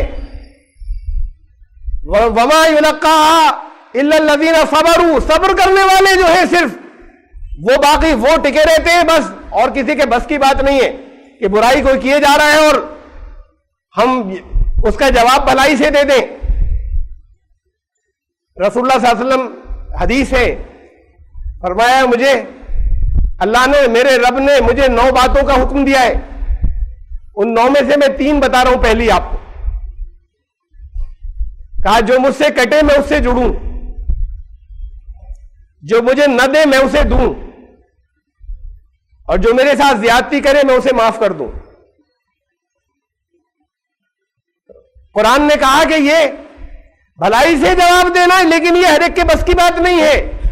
وَمَا يُلَقَّاهَا إِلَّا الَّذِينَ صَبَرُوا, صرف وہ لوگ جو صبر کر کے مقام کے اوپر ہیں بس وہ کر سکتے ہیں. تو صبر وہ نہیں ہے جو گردن ڈالے بیٹھے, صبر وہ جو ثابت قدم رہتے ہیں, جو ڈٹے رہتے ہیں, یہ صرف انہیں نصیب ہو سکتا ہے. وَمَا يُلَقَّاهَا إِلَّا ذُو حَظٍّ عَظِيمٍ, یہ بڑے نصیب کی بات ہے. کہا یہ نصیبوں والوں کی بات ہے, ان کے علاوہ کسی کو حاصل نہیں ہوگی یہ صبر کا مقام. اور اس کے بعد فرمایا وَاصْبِرُوا, اس مقام پر یہ جو پر قائم رہنا, اللہ کی اطاعت کرے, اور یہ پھوٹ مت پڑنے دینا, تم پھوٹ میں شامل مت ہونا. ان اللہ مع الصابرین, جگہ جگہ تغرے لگا لیتے ہیں نا لوگ گھر میں, ان اللہ مع الصابرین, ترجمہ کیا ہے؟ بے شک اللہ صبر کرنے والوں کے ساتھ ہے. ماں مانے ساتھ, اللہ صبر کرنے والوں کے ساتھ ہے. ہمارے استاد مولانا شمس الدین عثمانی رحمۃ اللہ علیہ اس کا ترجمہ کرتے تھے. وہ ترجمہ کرتے کیا مطلب, مفہوم اپنی کیفیات میں بہت سی آیات کا جو کچھ وہ بتاتے تھے, بہت سی ہیں. کہتے تھے اس کا مطلب یہ ہے کہ صبر کرنے والوں کا انعام خود اللہ ہے. ماں صابرین, ماں امن ساتھ, وہ ساتھ میں، اب کیا بچا تمہیں کیا چاہیے؟ تو سب کچھ تو آ گیا، وہ تو ہر چیز کا مالک ہے. تو صبر کرنے والوں کا انعام خود اللہ بن جاتا ہے. لے مطلب یہ اس کا ان اللہ مع الصابرین. اور یہ تو بتا دیا کہ ایمان لانے کا دعویٰ کرو گے وَلَنَبْلُوَنَّكُمْ بِشَيْءٍ مِّنَ الْخَوْفِ وَالْجُوعِ وَنَقْصٍ مِّنَ الْأَمْوَالِ وَالْأَنفُسِ وَالثَّمَرَاتِ. طرح طرح سے آزمائش ہوگی، ہر طرح کی. اس میں فائنینشیل لاسز کے اندر بھی ہوں گے، اس کے اندر فاقوں کی نوبت بھی آ جائے گی، اس میں خطرات بھی آئیں گے، خوف کی چیزیں بھی آئیں گی، جان و مال کے، آمدنیوں کے، انکم کے. وَنَقْصٍ مِّنَ الْأَمْوَالِ وَالْأَنفُسِ وَالثَّمَرَاتِ وَبَشِّرِ الصَّابِرِينَ. بشارت دے دو، خوشخبری دے دو جو لوگ ڈٹے رہنے والے، صابرین صبر کرنے والوں کو دینا بشارت. امتحان یہ سب آئیں گے جو ان سب سے پاس ہو کر گزر جائیں. یہ کہا یہ لام واللہ نبلونکم، یہ پہلا لام پہ جو زبر ہے اس کے معنی لازماً یہ ہو کر رہے گا، یہ ہونا ہے. یہ پروبیبلٹی نہیں کہ کہیں آئے گا کہیں نہیں آئے گا. جو ایمان والے ان کا امتحان ان تمام چیزوں کے ذریعے تو ہوگا. پھر جو ڈٹے رہنے والے ہیں جو اس میں سے گزر جائیں ان کو دے دینا بشارت. یہ وہ لوگ ہیں، آگے ذرا سا ان کو اور ڈیفائن کیا. الذین اذا اصابتهم مصیبت، جب ان پر مصیبت آتی ہے، جب آتی ہے، قالوا انا للہ و انا الیہ راجعون. تو وہ یاد کرتے ہیں یہاں پہ مجھے کتنے دن رہنا ہے، اصل میں تو وہاں جانا ہے. انا للہ، ہم اللہ کے ہیں اور ہمیں اللہ کی طرف جانا ہے. و انا الیہ راجعون. تو یہاں اگر آئی بھی ہے تو یہ ہمیشہ کی زندگی مقابلے میں ہے کتنے دن کی. جب تک اس سے مقابلہ نہیں کرتے ہمیشہ کی زندگی سے، یہ زندگی چھوٹی نہیں لگتی. کوئی چیز اپنے آپ میں نہ چھوٹی ہوتی ہے نہ بڑی، دوسرے کے مقابلے میں چھوٹی ہوتی ہے یا بڑی ہوتی ہے. تو جب تک آخرت کی زندگی سے مقابلہ نہیں کرتے یہاں کی مصیبتیں پہاڑ بن جاتی ہیں، کچل ڈالتی ہیں. زندگی چھوٹی نہیں لگتی، چاہے جتنا تقریروں میں کہیں زندگی چھوٹی سی ہے. 3 دن برداشت نہیں ہوتے. اور جب مقابلہ اس سے کریں، یہ جو 70-80 سال کی زندگی نہیں، 70-80 ہزار، 70-80 لاکھ کروڑ، اس کے آگے پھر گنتی ہی نہیں ہے، زندگی چل رہی ہے. جب اس سے مقابلہ کریں تو ایسی جیسے بلبلا کوئی پھوٹ گیا. تب چھوٹی لگتی ہے جب وہ زندگی سامنے ہوتی ہے. اور تب پھر وہ طاقت آتی ہے، وہ ہمت آتی ہے کہ کسی کو کوئی تکلیف محسوس ہی نہیں ہوتی، ہر امتحان سے نکل جاتے ہیں. دوسرے کہتے ہیں بڑی پریشانی میں، اس پر کوئی پریشانی نہیں ہوتی. جب اس کی نظر میں وہ ہوتی تو زندگی چھوٹی ہو جاتی ہے. کہا کہ ہمیں جب پریشانی آتی ہے کہتے ہیں ہماری منزل تو وہ ہے ہمیشہ کی زندگی، اس کے پاس لوٹ کر جانا ہے. اور پھر مجھے اس پر بھی یاد آیا کہ وہ استاد ہمارے کہتے تھے اس کی جو مفہوم کہتے تھے جانتے اس کا مطلب کیا ہے؟ انا للہ و انا الیہ راجعون. کوئی پریشانی آئی، کچھ مال کھو گیا، چوری ہو گئی، پیسے جیب کٹ گئی، تو کھٹ سے کہتے ہیں نا، جو قرآن نے کہا بھئی کوئی پریشانی آئے تو کہنا انا للہ و انا الیہ راجعون. انا للہ فوراً منہ سے نکلتا ہے، ہر ایک کے نہیں نکلتا، لیکن اکثر لوگ جو ہے فوراً انا للہ و انا الیہ، خالی کسی کی موت پر نہیں کہا جاتا. کوئی نقصان جیسے ہی ہوا تھا رے انا للہ و انا الیہ راجعون، یہ کیا ہوا؟ کہتے تھے جانتے ہو کیا ہے؟ یہ تو بڑی گھبراہٹ کا جملہ ہو گیا نا، بڑی فکر کا، پریشانی کا. کہتے تھے اس کا مطلب یہ کہ سامان تو پہنچ گیا، ہم بھی آنے والے ہیں. اللہ کیا اکٹھا، ارے ہمیں وہی آنا ہے نا، یہاں سے گیا اللہ نے لے لیا، وہاں ملے گا. تو جب کوئی کہا اس کا مطلب یہ ہوتا ہے کہ اس کا مفہوم یہ ہے کہ ایمان والا شکر ادا کرے، سامان پہنچ گیا، ہم بھی آنے والے ہیں. یہ ٹرانسپورٹیشن ہو گیا، پہلے سے جو پہنچا دیا گیا، اب ہم آگے لے لیں گے. تو یہ وہ چیزیں جن سے گزارا جائے گا. قرآن کہتا ہے لازمی طور پر صبر کرنے والوں کو بشارت دے دو. وہ آخرت کی زندگی کو ہمیشہ نظر میں رکھتے ہیں، ان کو یہ تکلیفیں محسوس نہیں ہوتی، اس لیے بشارت دے دو. وہ گزر جائیں گے امتحان سے، وہی گزریں گے جو صبر کرنے والے ہیں، باقی لوگ ڈراپ کر جائیں گے بیچ میں. یہ اتنا سخت راستہ ہمارے بس کا نہیں ہے. کہتے ہیں ایمان ہے. یہ صبر، یہاں تک میں نے صبر کے بارے میں کچھ چیزیں رکھی ہیں. اس کے مقابلے میں کچھ کم ہے جو آگے والے حصہ ہے. شکر کے بارے میں یہ نہیں کہتا جو لوگوں کو ہم لوگ جو کچھ کہتے ہیں وہ نہیں ہے، وہ شکر ہے. شکریہ ہم لوگ جانتے ہیں کسے کہتے ہیں، لیکن تھوڑا سا اور اس سے آگے بھی ہے. جتنا ہم جانتے ہیں اس سے کچھ آگے بھی ہے. سب سے پہلی چیز تو اسے سمجھ لیں کہ خالی زبان سے کہنے کی چیز نہیں ہوتی شکر. آپ کسی سے کہہ دیں تھینک یو، دل میں ذرا سا بھی احساس نہیں ہے شکریہ کا. زبان سے کہہ دیا تو وہ دھوکہ کھا جائے گا کہ صاحب ہمارے بڑے احسان مند ہو گئے. آپ کے دل میں ذرا بھی کوئی جذبہ نہیں تھا، منہ سے کہہ دیا تھا آپ نے، وہ خوش ہو گئے. انہیں معلوم نہیں تھا دل کے اندر کی، کوئی جھانک کر نہیں دیکھ سکتے. جو دلوں کو کے حال کو جانتا ہے اس کے سامنے اگر بیٹھے ہوئے آپ الحمدللہ الحمدللہ الحمدللہ الحمدللہ کی تسبیح پڑھے چلے جا رہے ہیں، وہ تسبیح بھی اصل میں میں تو بتایا آپ کو، تسبیح جو ہماری زبان میں کہلاتی ہے، لگاتار اللہ تیرا شکر اللہ تیرا شکر، ہر بات کے اوپر منہ سے نکل رہا اللہ تیرا شکر، دل میں کچھ نہیں آیا جذبات شکریہ کے، تو وہ تو دل کا حال جانتا ہے. یہ یہاں والے دھوکہ کھا جاتے ہیں، وہ دھوکہ نہیں کھائے گا. یہ کیفیات دل میں ہونا چاہیے، زبان سے چاہے نکلے چاہے نہ نکلے، نکلے پر اچھی بات ہے، اس شکر کا اظہار ہو، نہ نکلے دل میں کیفیت ہونی چاہیے تھینک فلنس کی، تب شکریہ ہوا ورنہ نہیں ہوا. اتنی بات ساتھ میں اور سمجھ لیں، ورنہ شکریہ تو جانتے ہیں آپ، کچھ چیزیں اور ہیں اس کے ساتھ. یہ قرآن شریف میں شکر کے مقابلے میں آیا ہے، اور میں نے آپ کو بتایا تھا کہ کسی لفظ کے بھی معنی جاننے کے لیے قرآن نے کس کس مفہوم میں استعمال کیا ہے، کس چیز کے اپوزٹ آیا ہے، وہ اگر ہم جان لیں تو اس کا الٹا کفر کا الٹا شکر ہے، کفر کے مقابلے میں آیا ہے. ایک جگہ نہیں بہت سی جگہوں پر آیا ہے، اس میں سے ایک یہ وَاشْكُرُوا لِي وَلَا تَكْفُرُونَ، شکر ادا کرنا کفر مت کرنا. اب ترجمہ سب یہ کرتے ہیں ناشکری مت کرنا، یہاں پہ کفر کا. ابھی آپ وہی رکھیے جو عربی کا لفظ ہے، میرا شکر ادا کرو کفر مت کرنا. تو شکر کفر کا الٹا ہے اور کفر شکر کا الٹا ہے. تو یہاں ناشکری مت کرنا ترجمہ اس لیے کرتے ہیں کہ بھئی شکر کا الٹا ناشکری ہوتا ہے، تو اس جگہ کفر کا مطلب ناشکری. لیکن اس سے ہمیں کفر کے معنی بھی معلوم ہوتے ہیں کہ شکر کا الٹا ہے، ایک معنی یہ بھی ہے، صرف یہی نہیں ہے. اور اس سے ہمیں جو کفر کے جو معنی ہے اس کا الٹا شکر ہوگا، کفر کے جو بھی معنی اس کا الٹا شکر ہوگا. پھر کفر کے معنی کیا کیا ہیں؟ 3 میننگز ہیں کفر کے، جو لٹرل میننگ ہے، لفظی معنی کفر کے 3 ہیں. سب سے پہلا ہے نہیں ماننا یا منع کرنا یا انکار کرنا. کفر کے معنی انکار کرنا یا کفر کے معنی نہیں ماننا یا کفر کے معنی منع کرنا. اسلام کا انکار کر رہا ہے کافر ہو گیا، نہیں مان رہا ہے، انکار کر رہا ہے، منع کر رہا ہے، تو یہ کفر کے پہلے معنی ہیں. تو شکر کے معنی کیا ہوئے؟ شکر کے معنی ہوئے نعمت کا اقرار، انکار نہیں. انکار کفر ہے، نعمت کا اقرار، اس کا احساس اور اقرار، یہ پہلے معنی، پہلے میننگ ہوئے. کفر کے دوسرے معنی ہے معنی چھپانا. کافر معنی چھپانے والا، ایک یہ میننگ ہے کفر. تو پھر شکر کے معنی کیا ہوئے؟ اس کے الٹے، نعمت کی قدر جو ہے وہ چھپا کر نہیں رکھے گا، ظاہر کرے گا، وہ ہے شکر کرنے والا. مثلا قرآن سب سے بڑی نعمت ہے تو اسے چھپائے گا نہیں، پھیلائے گا، ظاہر کرے گا نعمت، یہ قدر ہے اس کی.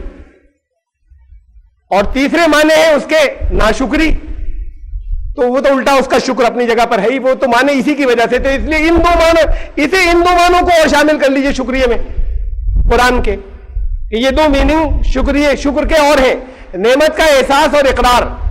اور دوسری بات کسی بھی نعمت کی قدردانی، اس کو ظاہر کرنا، چھپانا نہیں کہ ہم قدردان ہیں. وہ ظاہر ہو، آپ کے عمل سے ظاہر ہو، عمل سے ظاہر. میں مثال اس کی دے رہا ہوں، آپ نے کسی کو ایک فلاور ویس، ایک گلدان پریزنٹ کیا، اس کی قدر کیا ہے؟ تھینک یو تو کہہ دیا، شکریہ کہہ دیا آپ نے. اس کی قدر یہ ہے کہ آپ اپنے کمرے میں یا اپنے ڈرائنگ روم میں اسے کسی جگہ پہ، اچھی جگہ پہ سجا دیجئے، یہ اس کی قدردانی ہوئی. اسے آپ نے لپیٹ کر کہیں اگر رکھ دیا تو بھی قدر نہیں کر رہے، اس کی قدر نہیں کر رہے ہیں، لے کر آپ نے رکھ دیا ہے اسے ایک طرف. قدر یہ ہے کہ اس کا صحیح استعمال کریں. اچھا استعمال کیا ہے؟ یہ صحیح استعمال ہے. اب وہ جو فلاور ویس ہے، وہ جو گلدان آپ نے کسی کو پریزنٹ کیا، ایک دن گھر گئے تو دیکھا کہ اس کے اندر پانی لے کے واش روم لیٹرین جا رہے تھے پانی بھر کے.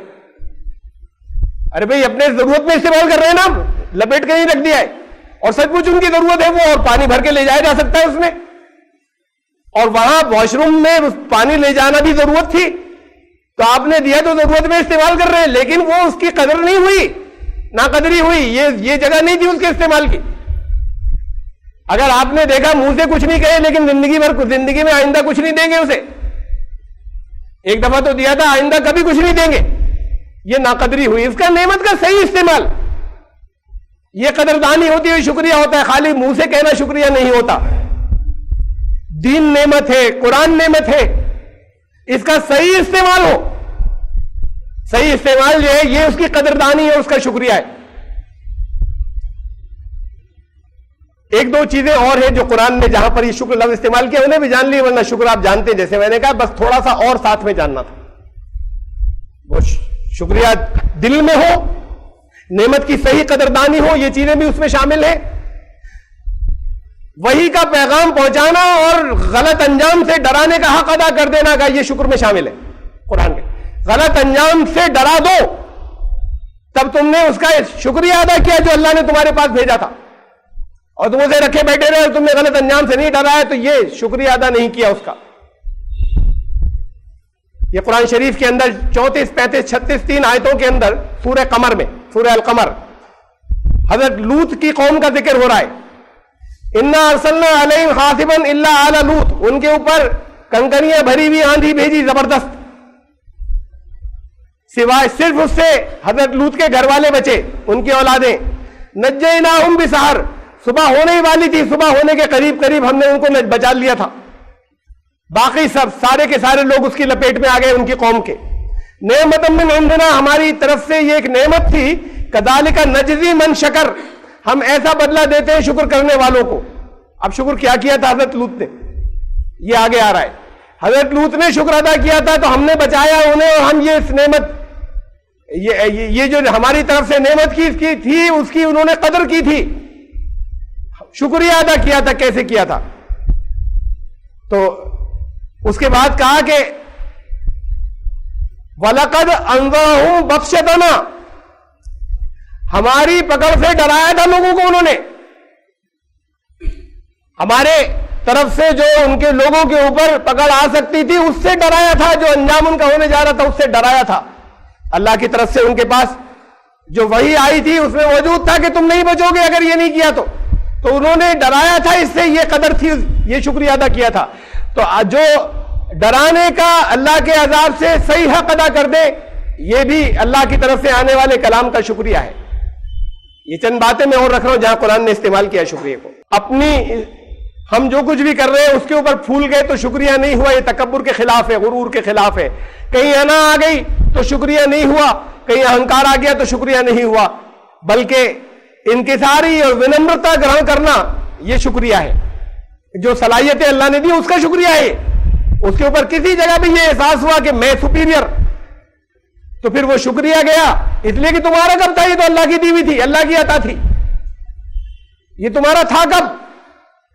سیکنڈوں لگتے ہیں لوگوں کو، کل تک اچھے تھے آج ہارٹ اٹیک ہو گیا پڑے ہوئے، بالکل ٹھیک تھے کل پیرالائسس کا اٹیک ہو گیا پڑے، بول بھی نہیں چاہتے لوگ، بول بھی ٹھیک سے نہیں پا رہے، لوگ آس پاس سے گزر رہے ہیں بالکل ویجیٹیبل بنے پڑے ہوئے.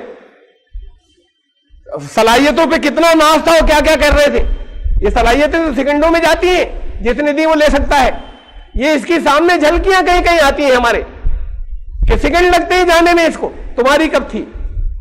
تو جس نے اس صلاحیتوں کے اوپر رکڑا اس نے شکریہ ادا نہیں کیا، پکڑنے کا اظہار ہو گیا تو بہت بڑی بات ہو گئی.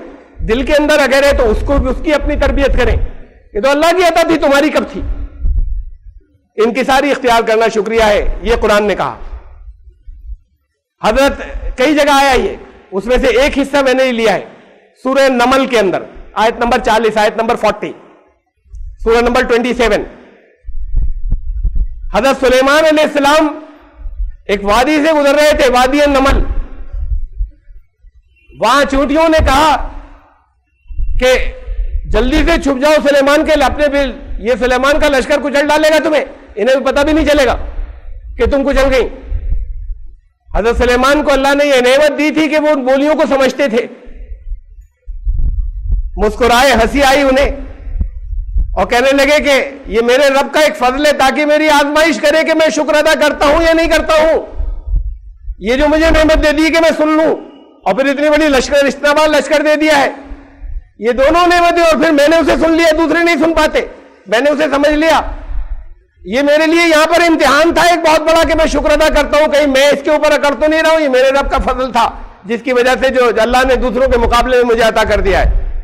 اور پھر فرمایا جو شکر کرتا ہے وہ اپنے ہی نفع کے لیے کرتا ہے، ومن شکر فانما یشکر لنفسہ، اس کا اپنا فائدہ ہے، ومن کفر، دیکھیں شکر کے مقابلے میں کفر آیا، ومن کفر، اور جس نے کفر کیا، جس نے ناشکری کی، فإن ربی غنی، میرے رب کو تو حاجت تھی نہیں، غنی ہے، کریم، اپنی ذات میں خود وہ جو ہے وہ عزت والا ہے، اس کو دوسرا اس کی عزت کرے تب عزت دار ہوگا ایسا نہیں ہے، اس کو کسی چیز کی حاجت نہیں تھی، جو شکر ادا کرے گا یہ تو اس کے نفع کی بات تھی، اور نفع کی بات واضح بھی کی آگے۔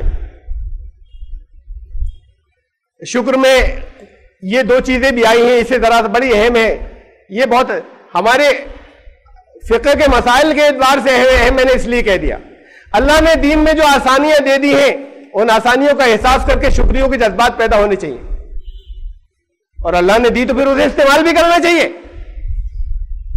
دیکھیے ایک چیز یہ خلاف ورزی ہوتی ہے بہت اس کی، یہ روزوں کے بعد، آپ رمضان میں ہیں اس وقت، رمضان گزر گیا، میں نے تو شروع میں بھی یہ بات کہی تھی، اللہ نے فرمایا کہ روزے جو کوئی بھی اس مہینے کو پائے وہ روزے ضرور رکھے، اس کے آگے فرمایا ومن کان مریضا او علی سفر فعدۃ من ایام اخر، لیکن جو بیمار ہو مسافر ہو بات کو گنتی پوری کر لے، ایک چھوٹ دی نا۔ اب ہمارے یہاں بڑی تعداد یہ کہتی ہے بہت بوڑھے ہیں، بہت ضعیف ہے، اب انہوں نے کہا کہ نہیں روزہ تو مجھے رکھنا ہے ہر حالت میں، اللہ نے چھوٹ دی تھی کہ آپ کو نہیں رکھنا ہے، آپ چیلنج کر رہے ہیں اللہ کو، نہیں چاہیے آپ کی چھوٹ، یہ چیلنج ہوا، یہ غلط ہے، یہ دین کی اسپرٹ کے خلاف ہے، روزے ان کے لیے نہیں تھے، یہ بوڑھوں کی بات نہیں، ضعیف کی بات نہیں، بیمار کی، آپ کو لوز موشن ہو گئے، بہت صحت مند تھے، اب آپ نے کہا میں گزار ہی لوں گا، میں رکھوں گا، چیلنج کر رہے ہیں آپ، اللہ نے چھوٹ دی تھی، نہیں چاہیے آپ کی چھوٹ، بات کو رکھیے گا۔ کوئی ایسی بیماری جو روزے سے بڑھ جائے اس میں روزہ نہیں رکھا جائے گا، آپ نے اللہ کو چیلنج کیا، الٹا شکر نہیں ادا کیا، کہیں کہا تھا کہ بہت زیادہ بیمار ہو مرنے کے قریب ہو، یہ کہا تھا کہیں؟ روزہ نہیں ہے ان لوگوں کے لیے جو مریض ہے ہی نہیں، ان کے لیے صحت مند لوگوں کے لیے ہے کہ وہ ان کو ایک جہاد کے لیے تیار کرنا تھا، مریضوں کو نہیں تیار، جب وہ ٹھیک ہو جائے تب ان کو کیا جائے گا، تو پھر ان کے لیے نہیں تھا، کہا جب صحت مند ہو جائے تب رکھ لیں، اور اگر نہیں ہوتے تو پھر فدیہ دیں گے اس کے بدلے، یہ بھی بتایا اس میں۔ اس کے آگے فرمائے یرید اللہ بکم الیسر، اللہ چاہتا ہے تمہارے لیے آسانیاں پیدا کرے، آپ کہتے ہیں نہیں مجھے نہیں چاہیے آسانی، ولا یرید بکم العسر، تمہیں تنگی میں نہیں ڈالنا چاہتا اللہ، تو یہ ان لوگوں کے لیے بنایا تھا، یہ آپ کہتے ہیں میں تو رکھ کے دکھا دوں گا، یہ ان کے لیے نہیں تھا، یہ ٹریننگ بھی ان کے لیے نہیں تھی، جب اگر وہ تکلیف میں ہے کسی، کوئی ایسی تکلیف یا بیماری جس کے بڑھ جانے کا اندیشہ ہو، وہاں پر روزہ مناسب نہیں ہے، صحیح نہیں ہے، شکر کے خلاف ہے، اور لوگ رکھتے ہیں کہ صاحب ہمیں تو رکھنا ہے، ہم پورا کر کے دکھائیں گے، بات کو رکھیے، اللہ نے کہا ہے کہ بات کو گنتی پوری کر لیجئے گا، اور کہا کہ اللہ نے یہ آسانی تاکہ گنتی پوری کر لو، اور اس میں درمیان میں اور اسے میں نے چھوڑ دیا شکریہ والا حصہ لیا، وَلَعَلَّكُمْ تَشْكُرُونَ، تمہیں تاکہ شکر ادا کرنا آ جائے کہ اللہ نے ہمارے لیے سہولت رکھی تھی، اللہ ہماری تکلیف نہیں چاہتا تھا، تمہارے اندر شکر کے جذبات پیدا ہوں۔ کیا شکر کے جذبات پیدا ہوں گے جب اگلے دن آپ جو ہے وہ پھر کہیں انجیکشن لگوا رہے ہیں، کہیں پڑے ہوئے ہیں، کہیں سانسیں لے رہے ہیں، کہیں 6-7 لوگ آپ کو لے کر جا رہے ہیں، تو شکر کیسا پیدا ہوگا کہ اللہ نے یہاں پر یہ ہمارے لیے اس وقت ہمارے لیے سہولت کر دی، سہولت نہیں کر دی ہوتی تو ہمیں رکھنا پڑتا، اللہ نے سہولت دی ہمیں، تو اس سے شکریہ کے جذبات پیدا ہونے چاہیے، وَلَعَلَّكُمْ تَشْكُرُونَ، تاکہ تمہیں شکر ادا کرنا آ جائے، اس لیے اللہ نے تمہارے لیے آسانیاں، صحت مند لوگوں کو طرح طرح سے رکھا ہے کہ ان کو ٹریننگ دینی ہے، ان کو تیار کرنا ہے، یہ بھی بہت ان کی فائدے کے لیے بات تھی، بہت فائدے ہیں۔ ابھی 3 دن پہلے میں نے پڑھا کہ ابھی لیٹسٹ رپورٹ یہ آئی ہے کہ جو 3 دن کی فاسٹنگ، یہ 3 دن کی فاسٹنگ قوت وہ بڑھاتی ہے، اندر جو ہے جسم کے اندر وائٹ بلڈ کارپسلز پیدا کرتی ہے جو طرح طرح کی تکلیفوں سے لڑتے ہیں، نئے سرے سے بیماریوں کے لڑنے کی قوت آتی ہے، یہ خالی 3 دن کی فاسٹنگ میں ہوتا ہے۔ کہا کہ یہ صحت مند لوگوں کے لیے بھی اس نے مزید کچھ انتظام رکھے تھے کہ تمہارے اندر کنٹرول، سیلف کنٹرول آ جائے، اس کے باوجود فائدہ بھی چل رہا ہے، نفع بھی چل رہا ہے، بیمار کا نفع نہیں چل رہا ہے، نہ وہ تیار کیا جا سکتا ہے، اس کے لیے وہ تو اور ڈھہ جائے گا۔ تمہیں شکریہ ادا کرنا آ جائے اللہ کی سہولت کے اوپر۔ دیکھیے ایک جگہ اور ہے، وضو کے مسائل بتائے، اس کے بعد کہا وضو کی ترکیب بتائی، جب ہو تو پہلے وضو کر لینا یا نماز پڑھنے جانا ہو تو۔ اس نے کیا کیا فرائض ہے ان کا بیان کیا کہ ہاتھ دھونا ہے، منہ دھونا ہے، پورے چہرہ دھونا ہے، ہاتھ دھونے، مسح کرنا ہے اور پاؤں دھونے۔ اس کے بعد کہا ہے اگر پانی نہ ملے فلم تجدوا ماء فتیمموا صعیدا طیبا، پاک مٹی کا رخ کرنا، فامسحوا بوجوہکم وایدیکم منہ، طریقہ ترکیب بتائی، اپنے چہروں اور ہاتھ جو ہے ان کا تیمم ہوگا۔ ما یرید اللہ لیجعل علیکم من حرج، اللہ یہ نہیں چاہتا کہ تمہیں تکلیف و مشکلات میں ڈالے، تو پھر کیجئے تیمم جہاں پر پانی نہیں مل رہا ہے۔ اب اس میں بڑے بڑے سخت مسائل مختلف فقہ کے اندر آ گئے کہ ہر قیمت پر یہاں نہیں ہوگا، ابھی تیمم کر لیجئے، نہیں یہاں نہیں، اتنی دور جا کر ملے گا، نماز کے لیے اگر 5 منٹ پہلے امید ہے کہ ہم پہنچ جائیں گے تو اب تیمم حرام ہوگا، کہاں ہے یہ سب اپنے اوپر سختی کے مسائل بنائے ہیں۔ اب کہا کہ پانی نہیں مل رہا تیمم کر لو، اسے کہا کہ اللہ تمہارے لیے آسانی چاہتا ہے، لیطہرکم، جی اللہ یہ چاہتا ہے کہ تمہیں پاک کر دے، ولیتم نعمتہ، اپنی نعمتیں تمہارے اوپر پوری کرے، لعلکم تشکرون، تمہیں شکر ادا کرنا آ جائے، اس کی سہولتیں لو جو اللہ نے رکھی ہے اپنے لیے۔ سخت لاز مت بناؤ، بنی اسرائیل نے بنائے تھے اور پھر پھنس گئے۔ ان کے فقہ کے والوں نے جو کچھ ان کے پاس وحی آئی تھی، ان کے فقہ والوں نے سختیوں کے قانون بناتے چلے گئے، لاتے چلے گئے، پھر وہ عمل نہیں کر پائے اور پھر اس کے بعد گناہ گار ہو گئے جب عمل نہیں کر پائے۔ آگے اللہ نے جب آسانیاں دی ہیں تو آسانیاں لینا جہاں پر دی، اور پھر اس سے تمہیں شکر کرنا آئے گا، لعلکم تشکرون، کہ اللہ نے ہمارے لیے آسان رکھا ہے۔ جب رسول اللہ صلی اللہ علیہ وسلم کی مشہور سنت ہے، بہت مشہور سنت ہے، کہ جب 2 جائز کاموں میں جب چوائس دی جاتی تھی، چوائس نہیں تو جب اللہ نے کہا وہ کرنا ہے ہمیں، جائز لفظ ضروری ہے، 2 جائز کاموں میں جب چوائس دی جاتی تھی، اختیار دیا جاتا تھا تو آسان لیتے تھے۔ یہ رسول اللہ صاحب کی مشہور سنت ہے۔ آپ سے زیادہ کون مشکلات کو فیس کرنے والا ہے کہ مشکلات کو فیس کرنے کے لیے تیار رہنے والا، لیکن جب چوائس دیتی تھی تو آسانی اختیار فرماتے تھے کہ اللہ نے اختیار دے دیا، میں آسان لوں گا، یہاں پر اپنے اوپر زبردستی سختی مت لا دیں، یہ دین کی اسپرٹ کے خلاف ہے، تمہیں شکریہ ادا کرنا آئے گا۔ سختی لا دو گے، اللہ نے آسانی دی وہیں پر ہے کہ جہاں پر تم تکلیف بہت پریشانی میں پھنس جاؤ گے اگر تم نے آسانی کو لیا نہیں تو، اور اس پر شکر ادا کرو کہ اللہ اپنے احکامات کی وضاحت فرما دیتا ہے، کلیئر کر دیتا ہے، واضح کر دیتا ہے اس اپنے کلام کے اندر۔ تم سے اب ایک جگہ ایک مثال ہے، یہ جو تم فضول قسمیں کھا لیتے ہو، یہ نیت نہیں ہوتی، فرمایا اس کا مواخذہ نہیں ہوگا، پکڑ نہیں ہوگی، لیکن تم نے ارادے کے اعتبار سے کوئی قسم کھائی ہے، پکی پختہ بات کہی ہے، تو پھر اس کا حساب دینا پڑے گا اگر غلط ہو گئی بات۔ پھر قسم کا کفارہ ہے اگر غلط ہو گئی تو، قسم کھائی تھی ارادے سے، اس پر تو وہ تو معاف کر دے گا اللہ، ارادہ نہیں تھا، اور تم نے فضول، ایسے نہیں کہنا چاہیے فضول اور لغو چیزیں تو منع ہے دین میں، لیکن بہرحال ہوئی تو اس کا پکڑ اس کی نہیں ہوگی۔ جو ارادتاً کھائی اس کا کفارہ ہے، میں نے اسے چھوڑ دیا، یا کفارہ کیا ہے، آیت کے اس حصے کو تفصیلات کو چھوڑ دیا، 10 مسکینوں کو کھانا کھلانا، یا انہیں کپڑا پہنانا، یا ایک غلام آزاد کرنا، یا 3 روزے رکھنا۔ فرمایا آگے کذالک یبین اللہ لکم آیاتی لعلکم تشکرون، اللہ کلیئر کر دیتا ہے ساری چیزوں کو، بہت واضح کر دیتا ہے تمہارے لیے، ورنہ بڑی پریشانی کے اندر پھنس جاؤ۔ اس کا شکریہ ادا کرنا کہ اللہ کے دین میں ہر بات کی وضاحت ہے۔ پھر گنجلکیں اتنے کیوں ہیں، پھر اتنے اختلافات بہت سی چیزوں میں کیوں ہیں؟ اللہ کی طرف سے تو بہت کلیئر ہو جاتی ہیں باتیں، وضاحت، اس کا شکریہ ادا کرنا ہے۔ کچھ کہیں بہت سی جگہوں پہ کہیں ناشکری ہوئی، جہاں پر پھر اتنی گنجلکیں اور اختلافات بہت سی چیزوں میں ہو گئے۔ اور پھر میں اس کی تفصیل میں نہیں جا رہا، یہ جملے جو میں نے چند ابھی کہے ہیں، لیکن غور کرنے کی باتیں ہیں۔ شکر کو کہا حکمت ہے، اور قرآن نے حکمت کے لیے کہا وَمَن یُؤْتِ الْحِکْمَةَ فَقَدْ أُوتِیَ خَیْرًا کَثِیرًا، بڑی زبردست بھلائی مل گئی جسے اللہ نے حکمت دے دی۔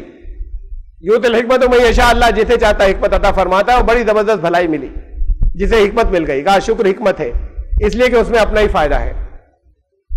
ایک بہت سی جگہ مثال ہے، ایک مثال دے رہا ہوں، وَلَقَدْ آتَيْنَا لُقْمَانَ الْحِکْمَةَ أَنِ اشْكُرْ لِلَّهِ، سورہ لقمان میں آیت نمبر 12، اللہ نے لقمان کو حکمت عطا فرمائی تھی، اور وہ حکمت یہ تھی کہ شکریہ ادا کرنا۔ یہ حکمت تھی. یہ لقمان حکیم کہلاتے ہیں نا, مشہور ہے لقمان حکیم. حکیم اس لیے کہتے ہیں حکمت دی تھی وہ حکیم, یہ دوائیوں والے حکیم نہیں. اللہ نے حکمت عطا فرمائی تھی, اور حکمت یہ تھی کہ وہ شکریہ ادا کرتے تھے, اس لیے بہت بہت بڑھ گئے وہ.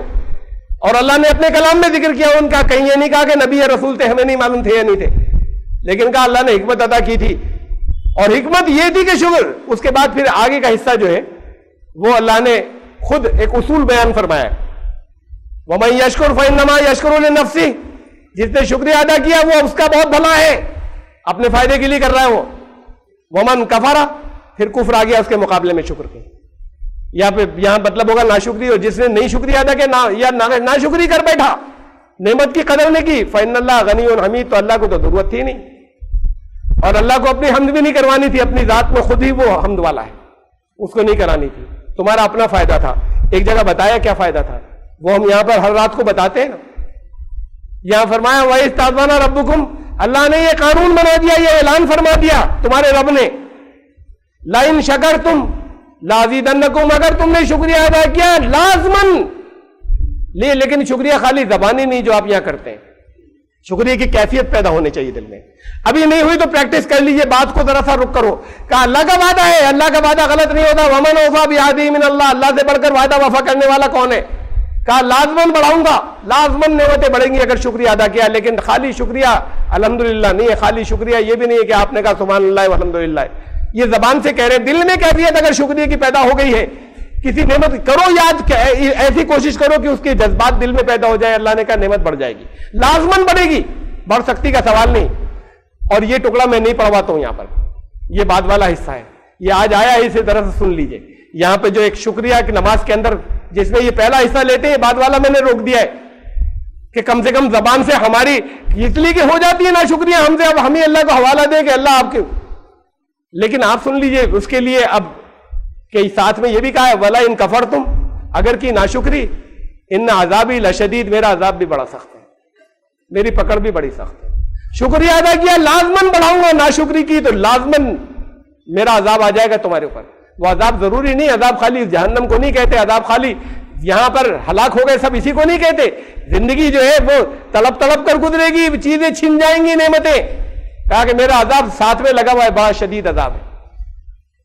تو اگر ناشکری کی, یہ دونوں باتیں یہ بوتھ ویز ہے, خالی اتنا ہی نہیں کہ شکریہ دے کے لازماً بڑھے گا, یہ بھی کہ اگر ناشکری کی تو پکڑ بھی بڑی سخت ہے میری, یہ یاد رکھنا. یہ شکریہ سے متعلق تھی چند باتیں. توکل کے معنی پہ ہمارے پھر یہاں پر یہ ہے کہ تھوڑا سا غلط فہمی توکل کے معنوں میں. توکل کے معنی یہاں ہمارے یہاں یہ لیے آتے ہیں اللہ پہ توکل کرو, یعنی خود کوئی کوشش مت کرو, چھوڑ دیا اللہ پر. توکل کے معنی کمپلیٹ ہوتے ہیں اسے کہ تمہیں جتنا تم کر سکتے ہو کوشش, اللہ کے قانون ہیں, وہ قانون اللہ کے غیر متبدل ہیں, انچینجبل ہیں, وہ قانون اللہ کے اپریورتنیہ ہیں, اس میں تبدیلی نہیں ہوگی, یہ خود اللہ نے بتایا. تو جتنے قانون تمہیں معلوم ہو اس کے مطابق پوری کوشش کرنا, ساری تدبیریں کرنا.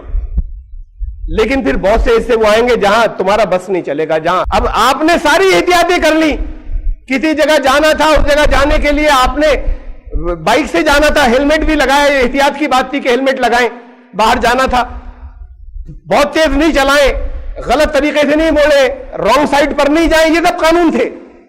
آپ نے سارے قانون کی پوری پابندی کی. اب اس دوسرے کو کیا کریں, گلی میں سے آیا تھا اچانک گھس گیا, وہ تو آپ کے بس میں نہیں تھا, جو اچانک آ گیا اسے اللہ جانتا تھا. تو تدبیریں ساری کریں گے خود, اس کے بعد کتنی چیزیں انسین ہیں, بہت سی اور دوسری چیزیں ہیں جو آپ نہیں جانتے جو آ سکتی تھی اچانک, وہاں پر پھر اللہ کے اوپر چھوڑ دیں گے. توکل پورا یہاں پر ہوتا ہے. توکل اسے نہیں کہتے کہ آپ نے سب کچھ اللہ کے حوالے کر دیا, آپ ساری بے احتیاطیاں کر رہے ہیں, کوئی تدبیر نہیں کر رہے. رسول اللہ صلی اللہ علیہ وسلم سے ایک صحابی نے پوچھا کہ اللہ کے رسول, میں گھوڑے کو باندھ دیا کروں میں اپنے, یا توکل کروں اللہ پہ؟ کہا پہلے خوب اچھے طریقے سے بڑی مضبوطی سے باندھنا, پھر توکل کرنا. مضبوطی سے باندھا تو توکل کیا ہوا,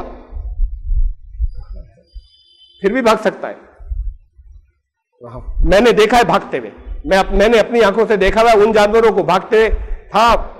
جنگل میں کچھ کام ہمارا ہوتا تھا پہلے, ایک ہرن پالا ہوا تھا, توڑ ہی نہیں سکتا تھا، وہ رات کو شیر آ گیا، وہ توڑ ہی نہیں سکتا تھا، اس کو توڑا کے بھاگ گیا، وہ اس راستے کو نہیں توڑا سکتا تھا، تو وہ رات کو باندھ دیتے تھے، دن بھر تو وہ گھومتا رہتا تھا. یہ توکل یہ ہے کہ اس کے بعد بھی کوئی کھول کے لے جا سکتا ہے، کوئی کھول کے لے جا سکتا ہے. ہم نے کس کر باندھ دیا ہے، کوئی جنگلی جانور ایسا آ سکتا ہے کہ وہ اس کو کھا جائے کر. تو کہا پہلے خوب اچھے طریقے سے باندھ دینا، پھر توکل کرنا اللہ پہ، اس لیے کہ پھر بہت سی چیزیں وہ جو تمہارے اختیار نہیں ہے، اختیار میں اپنی تدبیریں پوری کرنا. یہ تو حدیث کی بات تھی. قرآن توکل کے لفظی معنی ہیں کسی کو وکیل بنا لینا.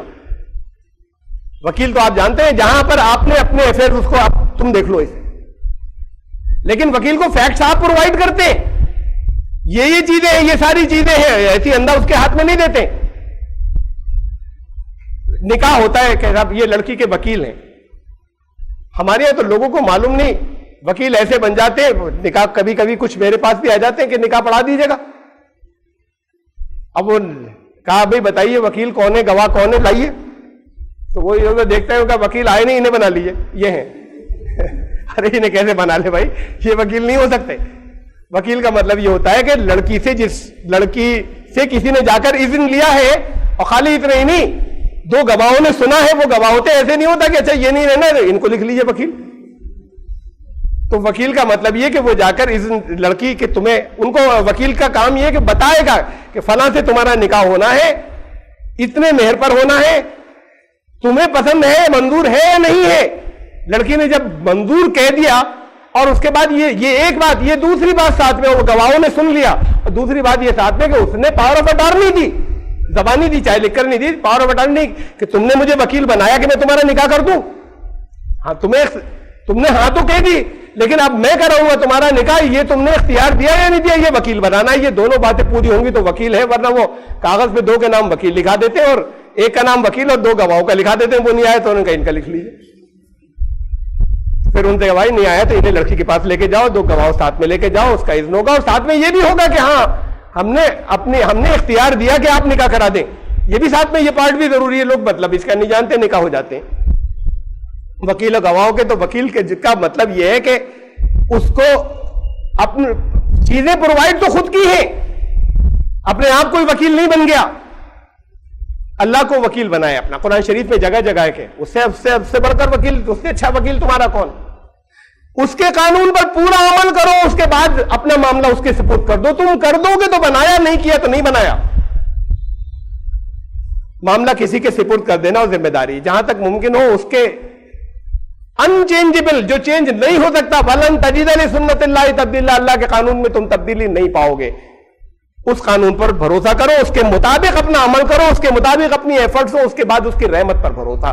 پہلے اس کے قانون پر بھروسہ، جو وہ قانون جو بدلے گا نہیں، اس کے مطابق جتنا ہمیں معلوم ہے ساری ایفرٹس کر لیں، ساری کوششیں کر لیں، یہ ضروری تھا. اب ساری بہت سی چیزیں وہ ہے جو انفورسین ہے، جنہیں ہم جو ہمیں نظر نہیں آتی، پتہ نہیں کہاں سے اچانک کیا آ جائے گا. ساری چیزیں، سارے قانون ہمیں معلوم بھی نہیں ہے. اس کے بعد وہ باقی حصے میں اس کی رحمت پر بھروسہ. تو توکل کے مطلب بھروسہ، لیکن بھروسہ اس طریقے سے پورا ہوتا ہے تب توکل ہوتا ہے. خالی ایسے ہی اپنی آنکھیں بند، تو پھر اللہ کی طرف سے اللہ کے قانون معلوم ہے، وہ کوششیں آپ نے کی نہیں ہے، کہا اللہ پہ توکل کیا ہے، تو اللہ پہ توکل کریں گے. تکیے کے نیچے نوٹ نہیں ملیں گے، کوئی وظیفہ پڑھنے سے بھی نہیں ملیں گے. لوگ چڑھ دیتے، کوئی وظیفے پڑھنے سے نہ خزانے ملیں گے، نہ وظیفے پڑھنے سے تکیے کے نیچے روز نوٹ ملا پڑیں گے. عملیات کی کتابوں میں ملے گا، آپ کو تکیے کے نیچے نہیں ملے گا. کوشش کریں گے، جتنی کوشش اس کے لیے جو قانون ہے وہ سارے پورے کریں گے. اس کے بعد بھی صحیح سب کچھ کیا تھا، پھر لاس ہو سکتا ہے، اس لیے کہ بہت سی وہ چیزیں جو آپ کی نظر پر نہیں تھیں، وہاں توکل ہے. توکل یہاں ایسے پورا ہوتا ہے.